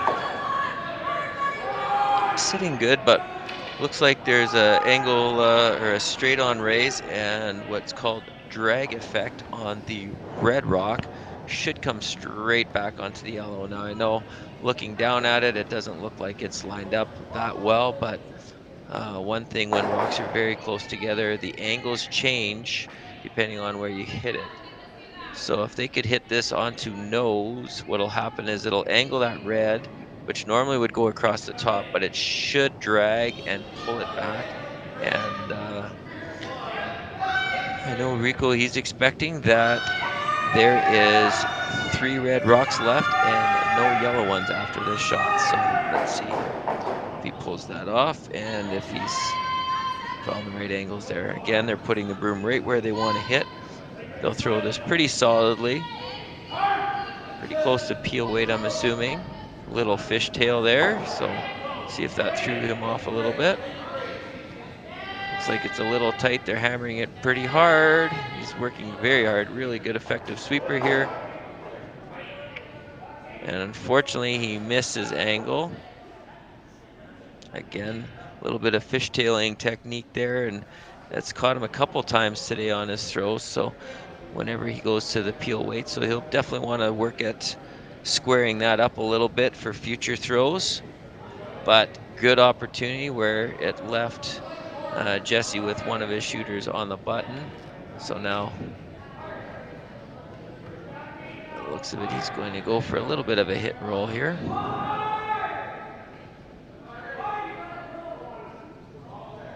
Probably go with a little bit of softer weight on this one so he can get a hit and roll in over top so that they can control their shot. A lot of teams, what they'll do is throw this shot far too hard, and it makes the precise roll that much trickier. So typically you want to bring this down to a bumper or board weight just to get the roll. Fortunately, that curled up a little bit much on him, but still in great shape. Moved it over. There's no double there, so they'll be pretty happy with that result.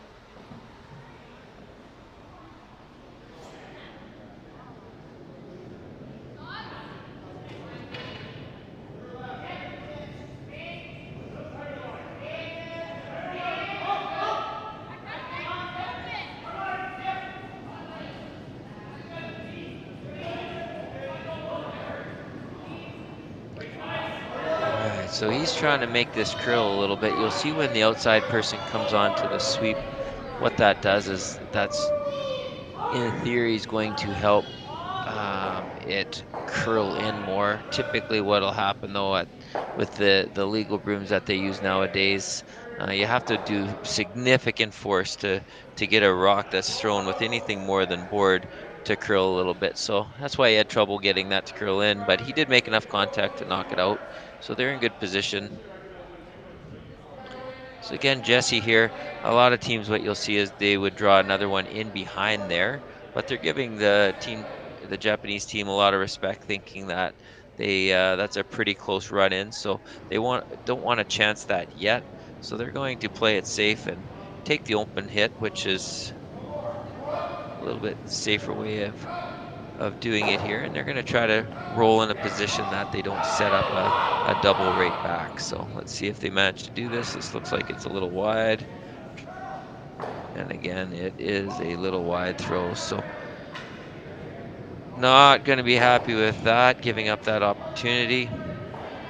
Just not quite sharp this afternoon. Again, I'm assuming this is the first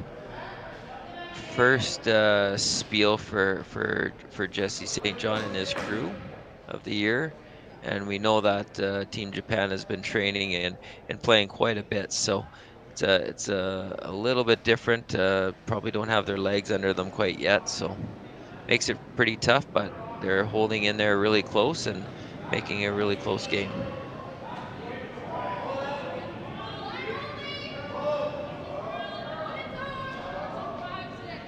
So this play here going on this early in, just drawing instead of running it back and trying to keep everything open and narrowing it down and keeping it close, they've decided that they want to draw in there and make it a little more difficult and make Jesse make the big move where if you can get this frozen onto that one on the top button, it's, you're setting yourself up for a lot of good things that can happen for you anytime you have your own color rock in front of the others. Now this one looks like it's going to come up a little light.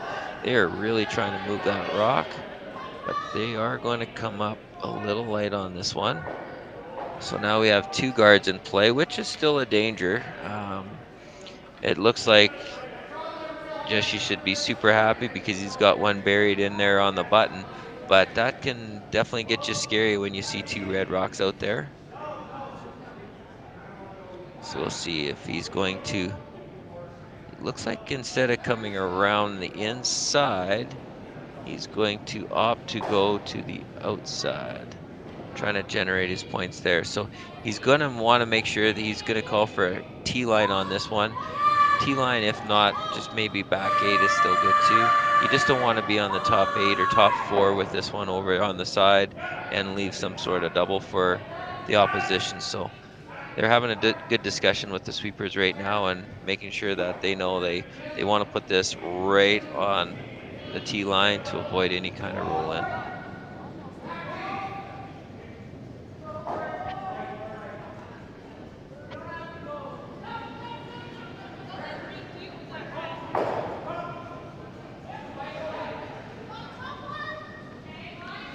Guys are popping this pretty hard. Jesse's come up to help. Really trying to see if they can get it there. Looks like the weight's going to be pretty good. Jesse knows the importance of not leaving a double, so he wanted to come up and have a really close look at where they left that, but it worked out well. They got a biter out of it, and it is pretty high, so the double is there, but it also leaves very tricky angles, so it's hard to tell from my angle right here, but it looks to be no more than a quarter rock at most to make that double.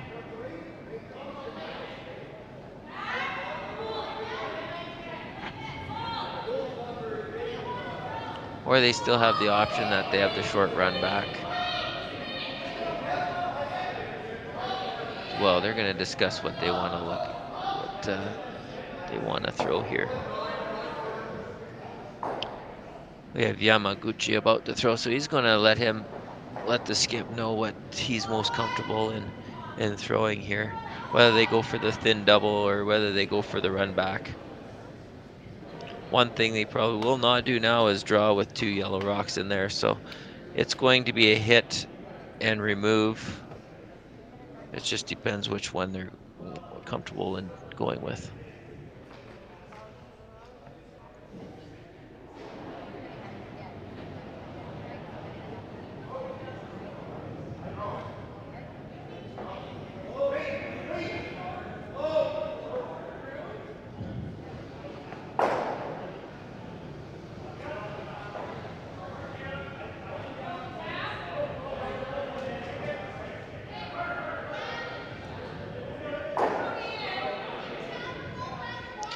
Taking a lot of time over this one. They're definitely not that confident with it. I think it's still the shot that I'd like to play, but they would have been discussing what turn they wanted to go with.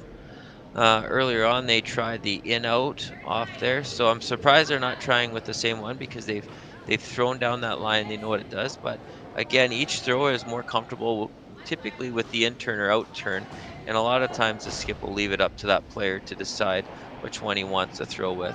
So they've gone with the out turn here, and I believe it's Yamaguchi's up to throw, so that would have been his decision there.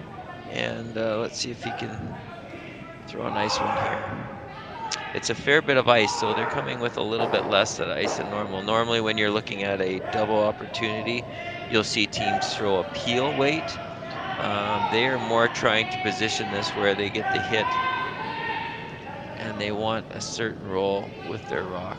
Now they're trying to curl this in, and they're not having success with that with the weight, so missed opportunity there for sure. Now Jesse will probably go behind it, which he's doing. So the good thing about this is giving Carl the same shot. So he just threw it, so he knows the weight. So they should be able to make this pretty good, as they just saw it go down there. And Carl makes sure that he adds on about 6 more feet for the guys, so that he doesn't kill the sweepers, and they get a nice true roll in there.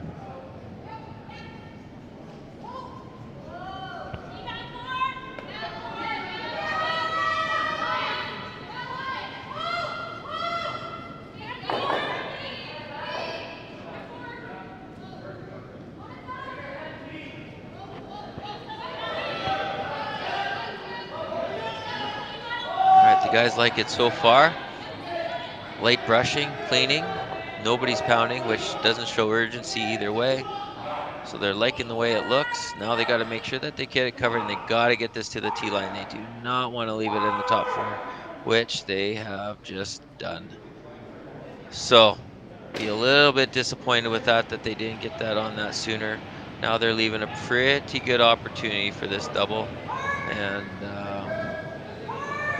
yeah, that's a little bit on the sweepers. That one, they weren't going that hard on that, so might have tricked Tyler and Jared on that one a little bit, because that's definitely one that you get to the back of the house before the top of the house. So fortunately, something caught them there, and they just didn't see that. So leaves an opportunity for Team Japan to really put some serious pressure on Jesse here with only 2 rocks to come.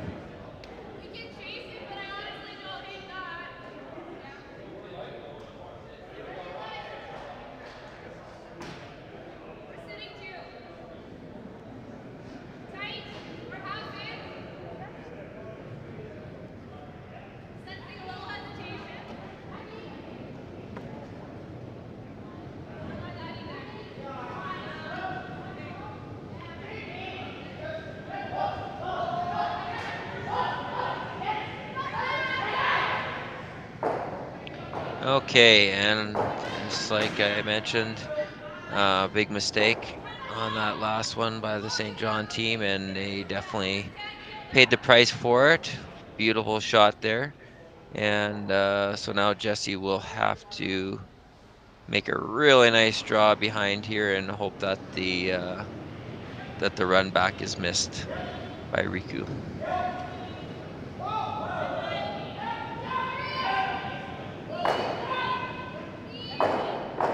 Yes, curling is a vicious game. You can think you're in total control, and like I said, just one small miss by one part of the team and miscommunication or whatever, and it can bite you back so fast out there. And it's why we love this game and why we can drives us crazy all at the same time. So things can change so fast within shots. All right, let's see if Jesse can bear down here and throw a good draw. Jared jumped it early, which normally we'll say it's either tight or a little bit light. Both guys going on a pretty steady throw, but it looks very close. Looks like he buried this one. So looks like they jumped it, not for the weight, but definitely for the line, as it was a little tight. But great sweeping there early on, and they held that line, and they got a great shot right on the button. So well done by the skipper and his crew. The sweepers definitely make a big impact out there on holding that line and getting that weight that you need. So that was definitely a full team effort, as Carl was there on the line call right away, and that was just a all-around great team shot there.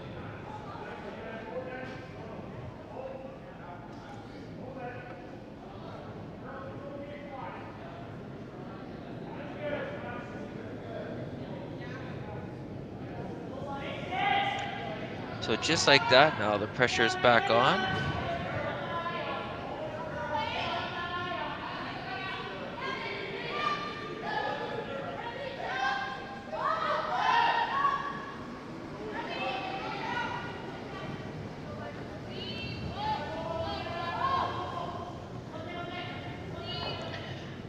Jesse Evan last shot. The team decided to just draw in and try to freeze on that yellow stone, thus most likely forcing Jesse to one. They came up a little light, so they have a little bit of room on the outside draw, so they're going to try to tuck this around, and they just have to get full 4. And I don't mean just 4. That's a very difficult shot, but they're going to have to be perfect on their line here. But the shot is there for 2 for Jesse, and a great first shot by himself there, guaranteed him the 1, and now they're just going to see if they can find that second one. Carl's having a good look to make sure he knows where he wants to see that rock coming in, and looks like they're taking pretty good ice, just close to the middle of the 12. Normally we would see a little bit more ice taken for this, so that they could have the outside guy sweep that in to have a little bit better angle coming in towards the button, but maybe what Jesse's looking at now. But Jesse has had a tendency to be a little wide on his interns today, so maybe they're also factoring that in too. So let's see what he can pull off here.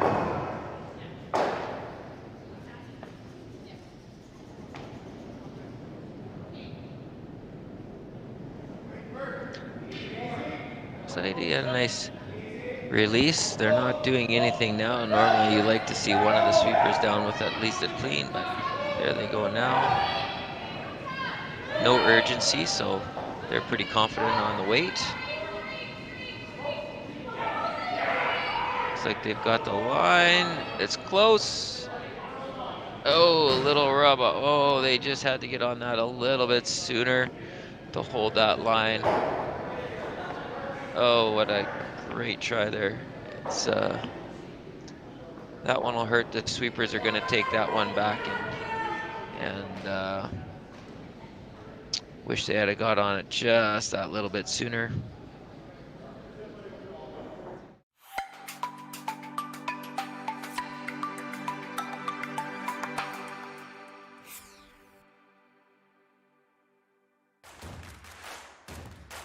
Imagine being able to stream every curling game from every sheet from any event, be it your Wednesday league game, bonspiel, or corporate event.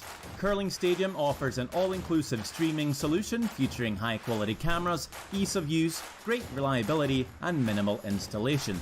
Offering your sponsors customizable ad space on your streamed curling games and being able to sell video packages to your corporate events for increased revenue.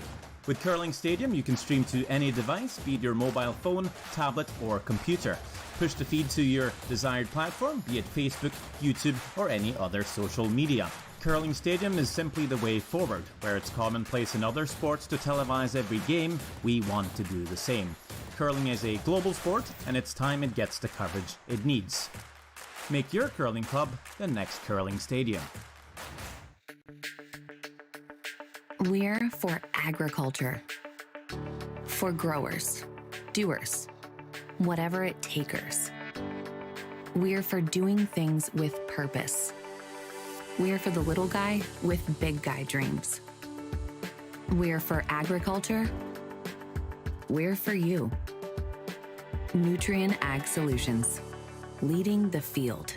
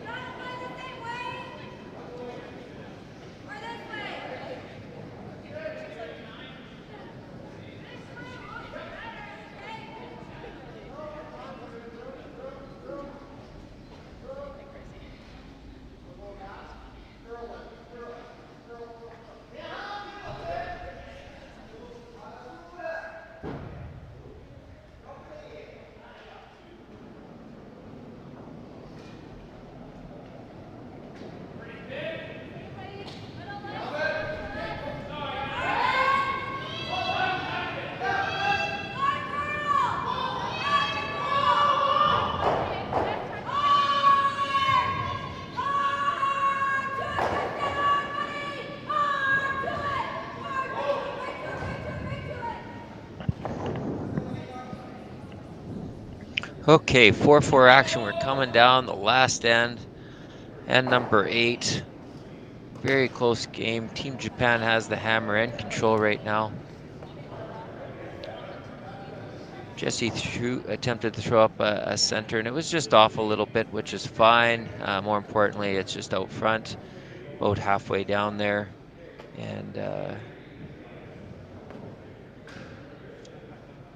Satoshi, he made sure to throw a nice one in there. You're looking for your first one to be in the top 4, and that's exactly where he put it. So now the guys are discussing, Carl and Jesse are just discussing on how they want to play this out, and it will be another guard, but they're just discussing on where to put that guard because they don't want to set up the option of a double peel, as they want these rocks to last as long as possible. Normally what you'll see is teams throw one just over the center line and then one closer to the house or vice versa, but that's to make maximum separation and line them up to make the double very difficult. But in this situation, the rock's off the center line, so they have to figure out a little bit different strategy of how they're going to do this. So they're just discussing where they want those rocks right now, and that's what Carl's discussing with Jesse. As this next rock is a very important rock to make sure to have out front and in a good spot to take advantage of the free guard zone and how the end's going to set up from there.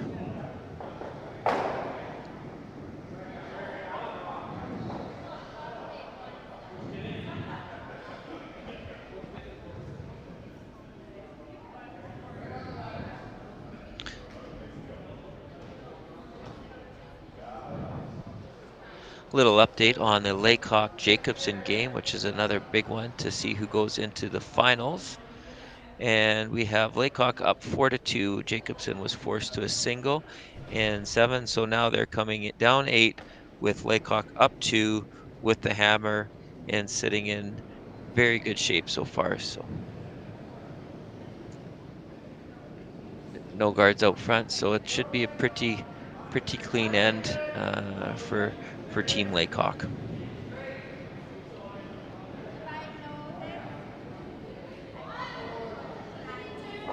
Okay, second guard is up. Unfortunately, they grouped them together closer than they probably wanted to, but they are 2 stones out in the free guard zone, so still sitting okay. Lots of potentials for jams up there, and forcing the rock to maybe come into the ring with the wrong angle, so lots of options still.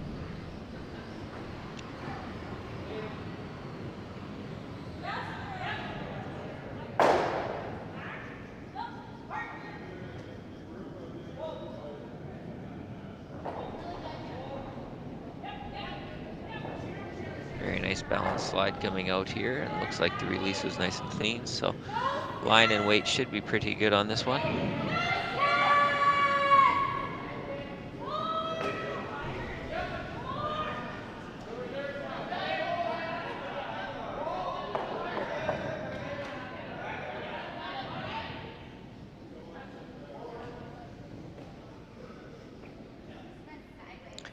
And just an update, there was a win on sheet number 6 for Team Korea, Zhong over Manners.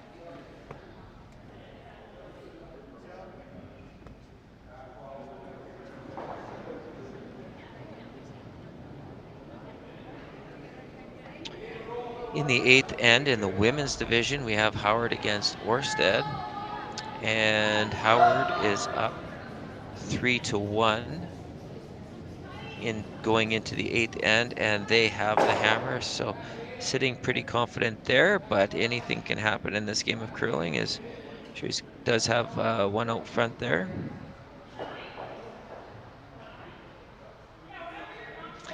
And the high-scoring affair of Knapp and Bernath is now done, as Team Knapp managed to score a 4-ender in 6. So that was an up-and-down game, but Team Knapp over Bernath, that was on sheet number 5. They were in the B.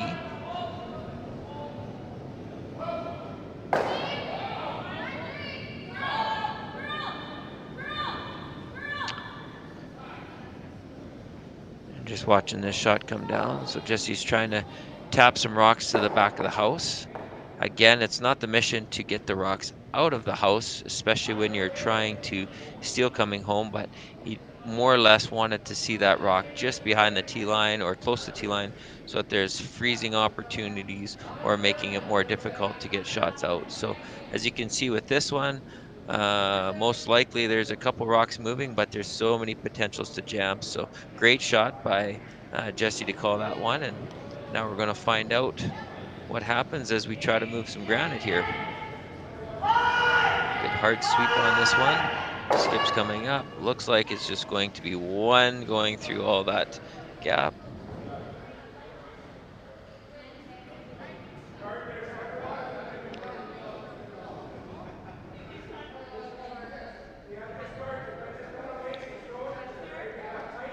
And then one of the games that's behind just a little bit here still on sheet number 1 in N number 7, we have Mitchell versus Barber.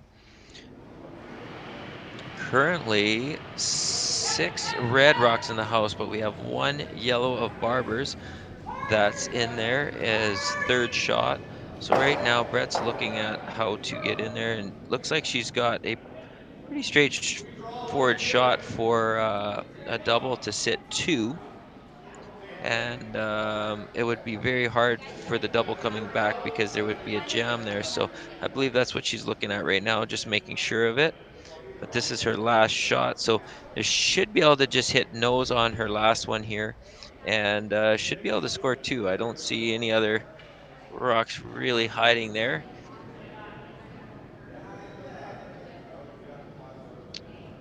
So she's just going down to throw that now.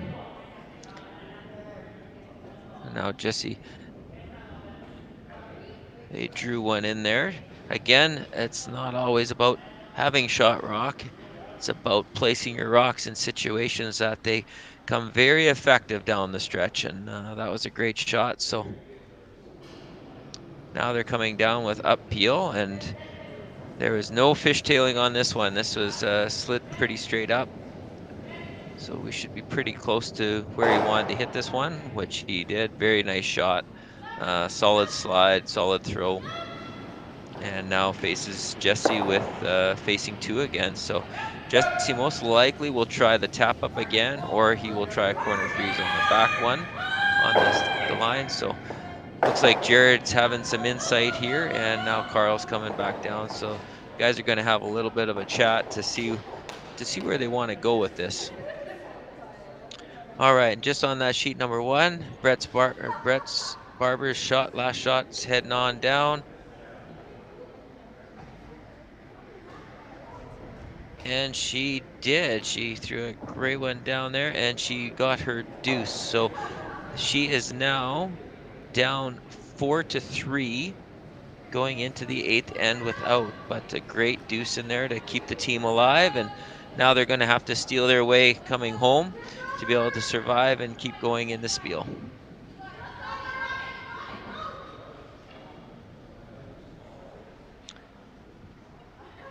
So that's official. Team Laycock ran Jacobson out of rocks, so Team Laycock will be going to the A final.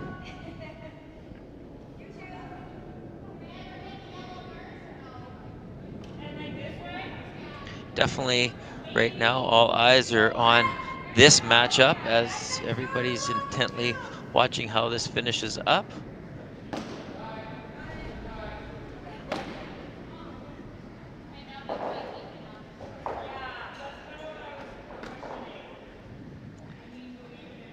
And the only other game out there is the Orsted and Howard is up by 2 with the hammer and no rocks in the house. So Ashley's just wondering how she wants to clean up maybe some of the guards here, but she's definitely in control. Now back to action. So they threw a tight guard out here to get it in the way. So now the team has to decide, do they want to get rid of that guard, which is very difficult, by the way, because there is rocks on both sides of the sheet that are very potential jams. So it's in a great spot that it is not a routine shot to hit that guard out. But any team knows that they do not want to leave a guard in the 8th end when as the other team will definitely use that. But in this situation, very difficult to get out. So they might go with the third shot, which is also Yellowstone, to see if they can just put another one in. But yes, it's always scary when you're leaving opponents' guards out front.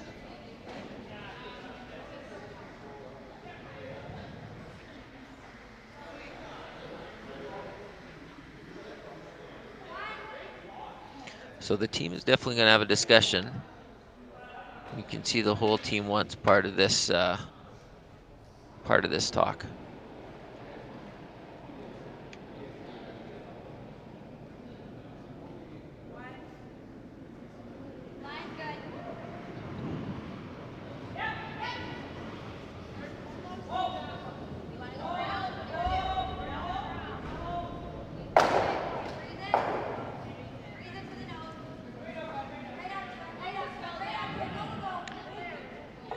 Okay, they've had their discussion. They know how they want to play this one.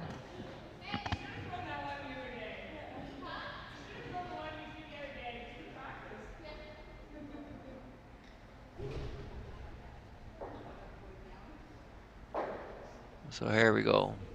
Setting the hack, coming out. They're going to try to make the yellow double here, which is not an easy shot. Very potential to jam, but let's have a look. Hit that a little thin and actually bump the yellow back to second shot. So that'll definitely change the plans here. Normally what they would do would be just a corner freeze to force action. And they still might do that because now they have the buffer zone of the yellow there that it could also jam on if they try to get rid of it. So that's a big opportunity for the guys here for the Yellow Rocks. So we're pretty sure that we're gonna probably see a corner freeze on the red one on the edge of the 4-foot. But the guys are definitely looking down the other side here at the short run backs. And they're thinking that they might actually try to move the red one off the middle of the 8-foot.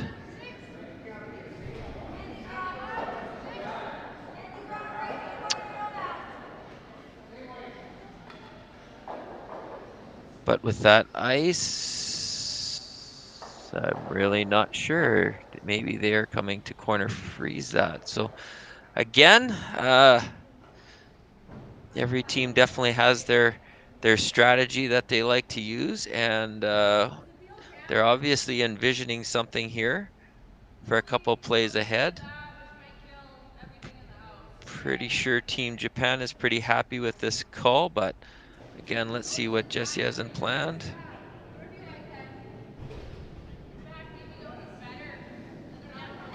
Jared's on it a little bit early. So looks like they were just gonna try to corner freeze that one in the top 8.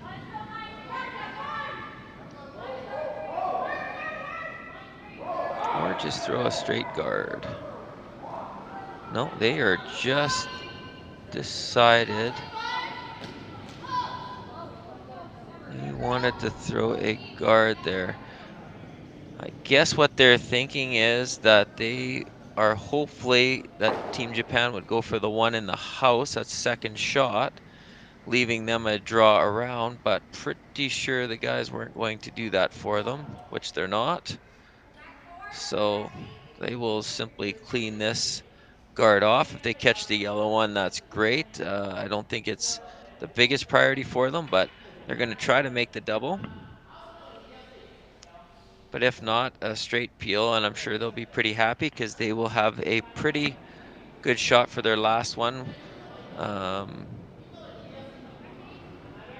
regardless here.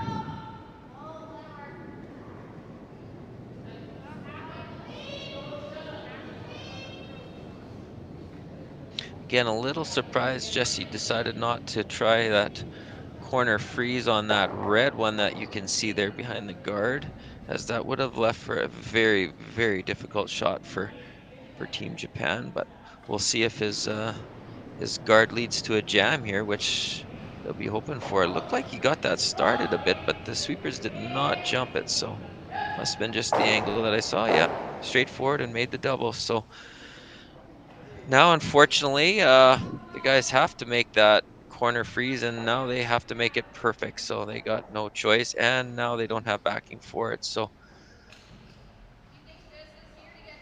strategy kind of bit back at them there, and but let's get a corner froze, and that's done now, so you can't do anything about that. Let's see if Jesse can throw down a nice shot there, and see if they can put some pressure on the Japanese team here to make a real pistol for their last one.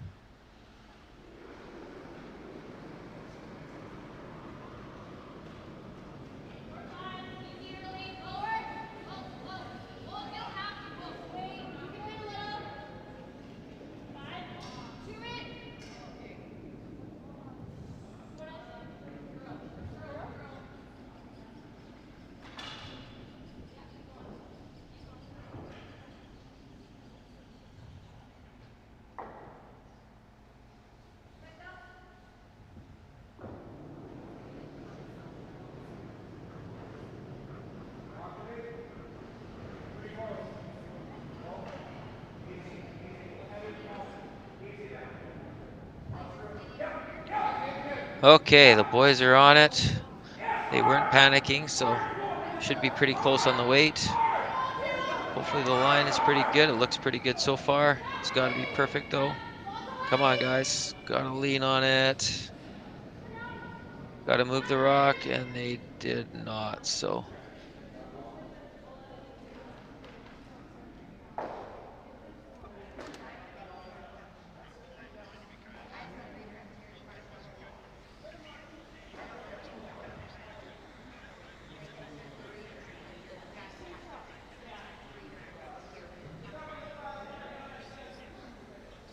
They still have the corner freeze available to Jesse for his last one, which he just threw. So that'll be scaring the guys a little bit. So they might want to try to get in there first. Or, as you can see, the tap up would be a very nice call. If they could tap that up, then the corner freeze is not an option. And that's probably the call that you'd want to go with. If they could get that straight back to top of the button, they would be sitting pretty good, and Jesse would be in a lot of trouble.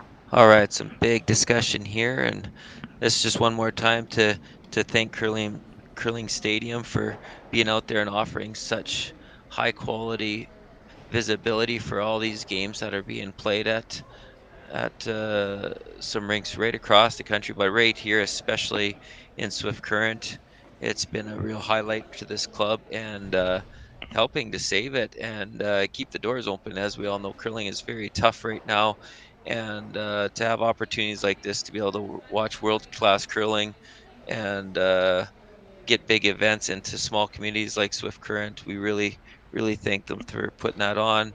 And of course, our the major sponsors, the S3 Group, for coming forward from a local standpoint and really helping out in sponsorship of our events. So thanks to those companies. And you can definitely see in the commercials, please pay close attention. I know that's normally when we go for our washroom breaks or to the fridge or something like that to snack, but make sure you watch those commercials and see who who's putting out the money there to keep this kind of operation in, and hopefully give thanks to those companies for taking such a big part and helping keeping curling thriving. So big discussion here, all four involved. Going back to trying to do the shot that Jesse tried doing, which is the corner freeze. I still think personally I would really think that the tap back would be the best shot or easiest shot. But if they put a really good corner freeze on here, Jesse will still have a shot. Um, but all that, very difficult one for sure.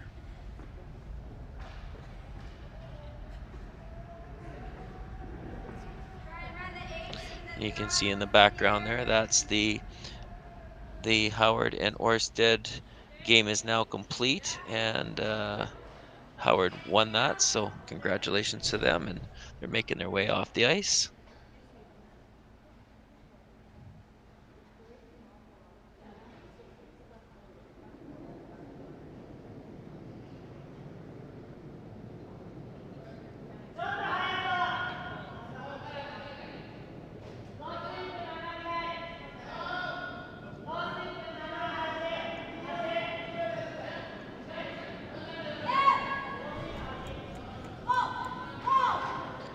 All right, they're coming down. Looks like it's got a little bit of heat on this one.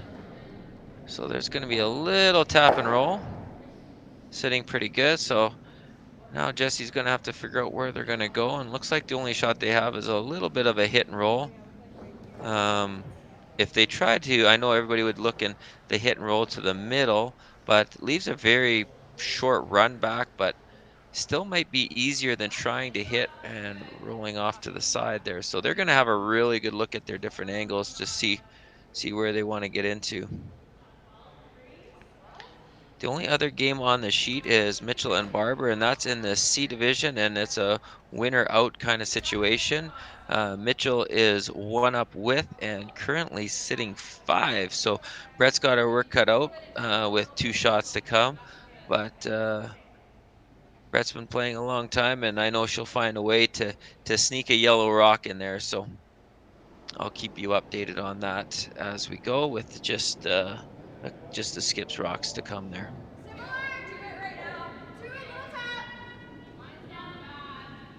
So there, Carl's taking a really good look at this. Again, not an ideal situation, but they will have a shot. There's a couple different options here. They could also come down and just tap that to the back 4 and sit in front of it so that they would have 2 different opportunities to jam, leaving it wide open. Otherwise, or they look at just hitting, and their first call was just to flop over in front of it where their Jared's pointing now. Very, very, very difficult to do. But possible, and probably the easiest shot is if they hit and just roll under the red one that's in the middle of the 8 and force them to do a short run back. It's probably best chances, but there's the call there. But again, that's a tough one. So that's what Jesse's looking at right now. Little hit and roll over should work out pretty good and give them the opportunity to put some pressure on Team Japan.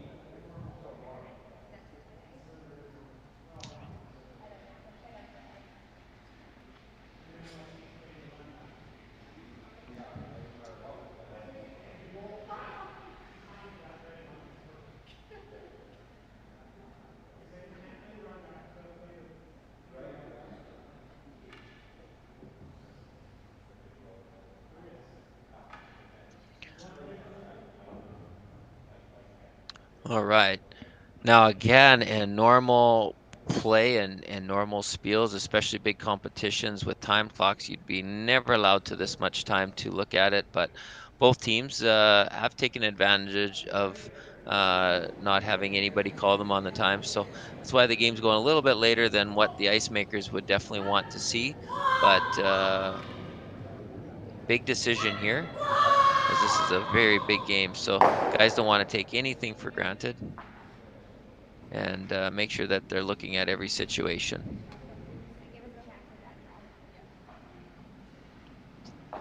I think Jesse's got the line now, so he's confident with it.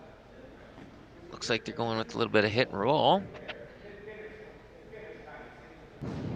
In the other game for the Barber and Mitchell one that's still out there, Brett's first one makes a nice triple to move some rocks around. Unfortunately, does not get her yellow rock to a position that will help her a whole lot. Red still sitting 2, but definitely looks better. So Team Mitchell will most likely take a nose hit on the yellow and try to sit 4 to put some pressure on Brett's last one. All right, so Jesse's having a close look at this one. It's getting pretty close to the center line already, so they're gonna have to, Tyler's really got to lean on this thing. So we got a hit and it's a rollout. So just got that a little bit tight, unfortunately. So that's game. Thanks everybody for watching, and hope you enjoy the rest of the games. Thanks, Curling Stadium.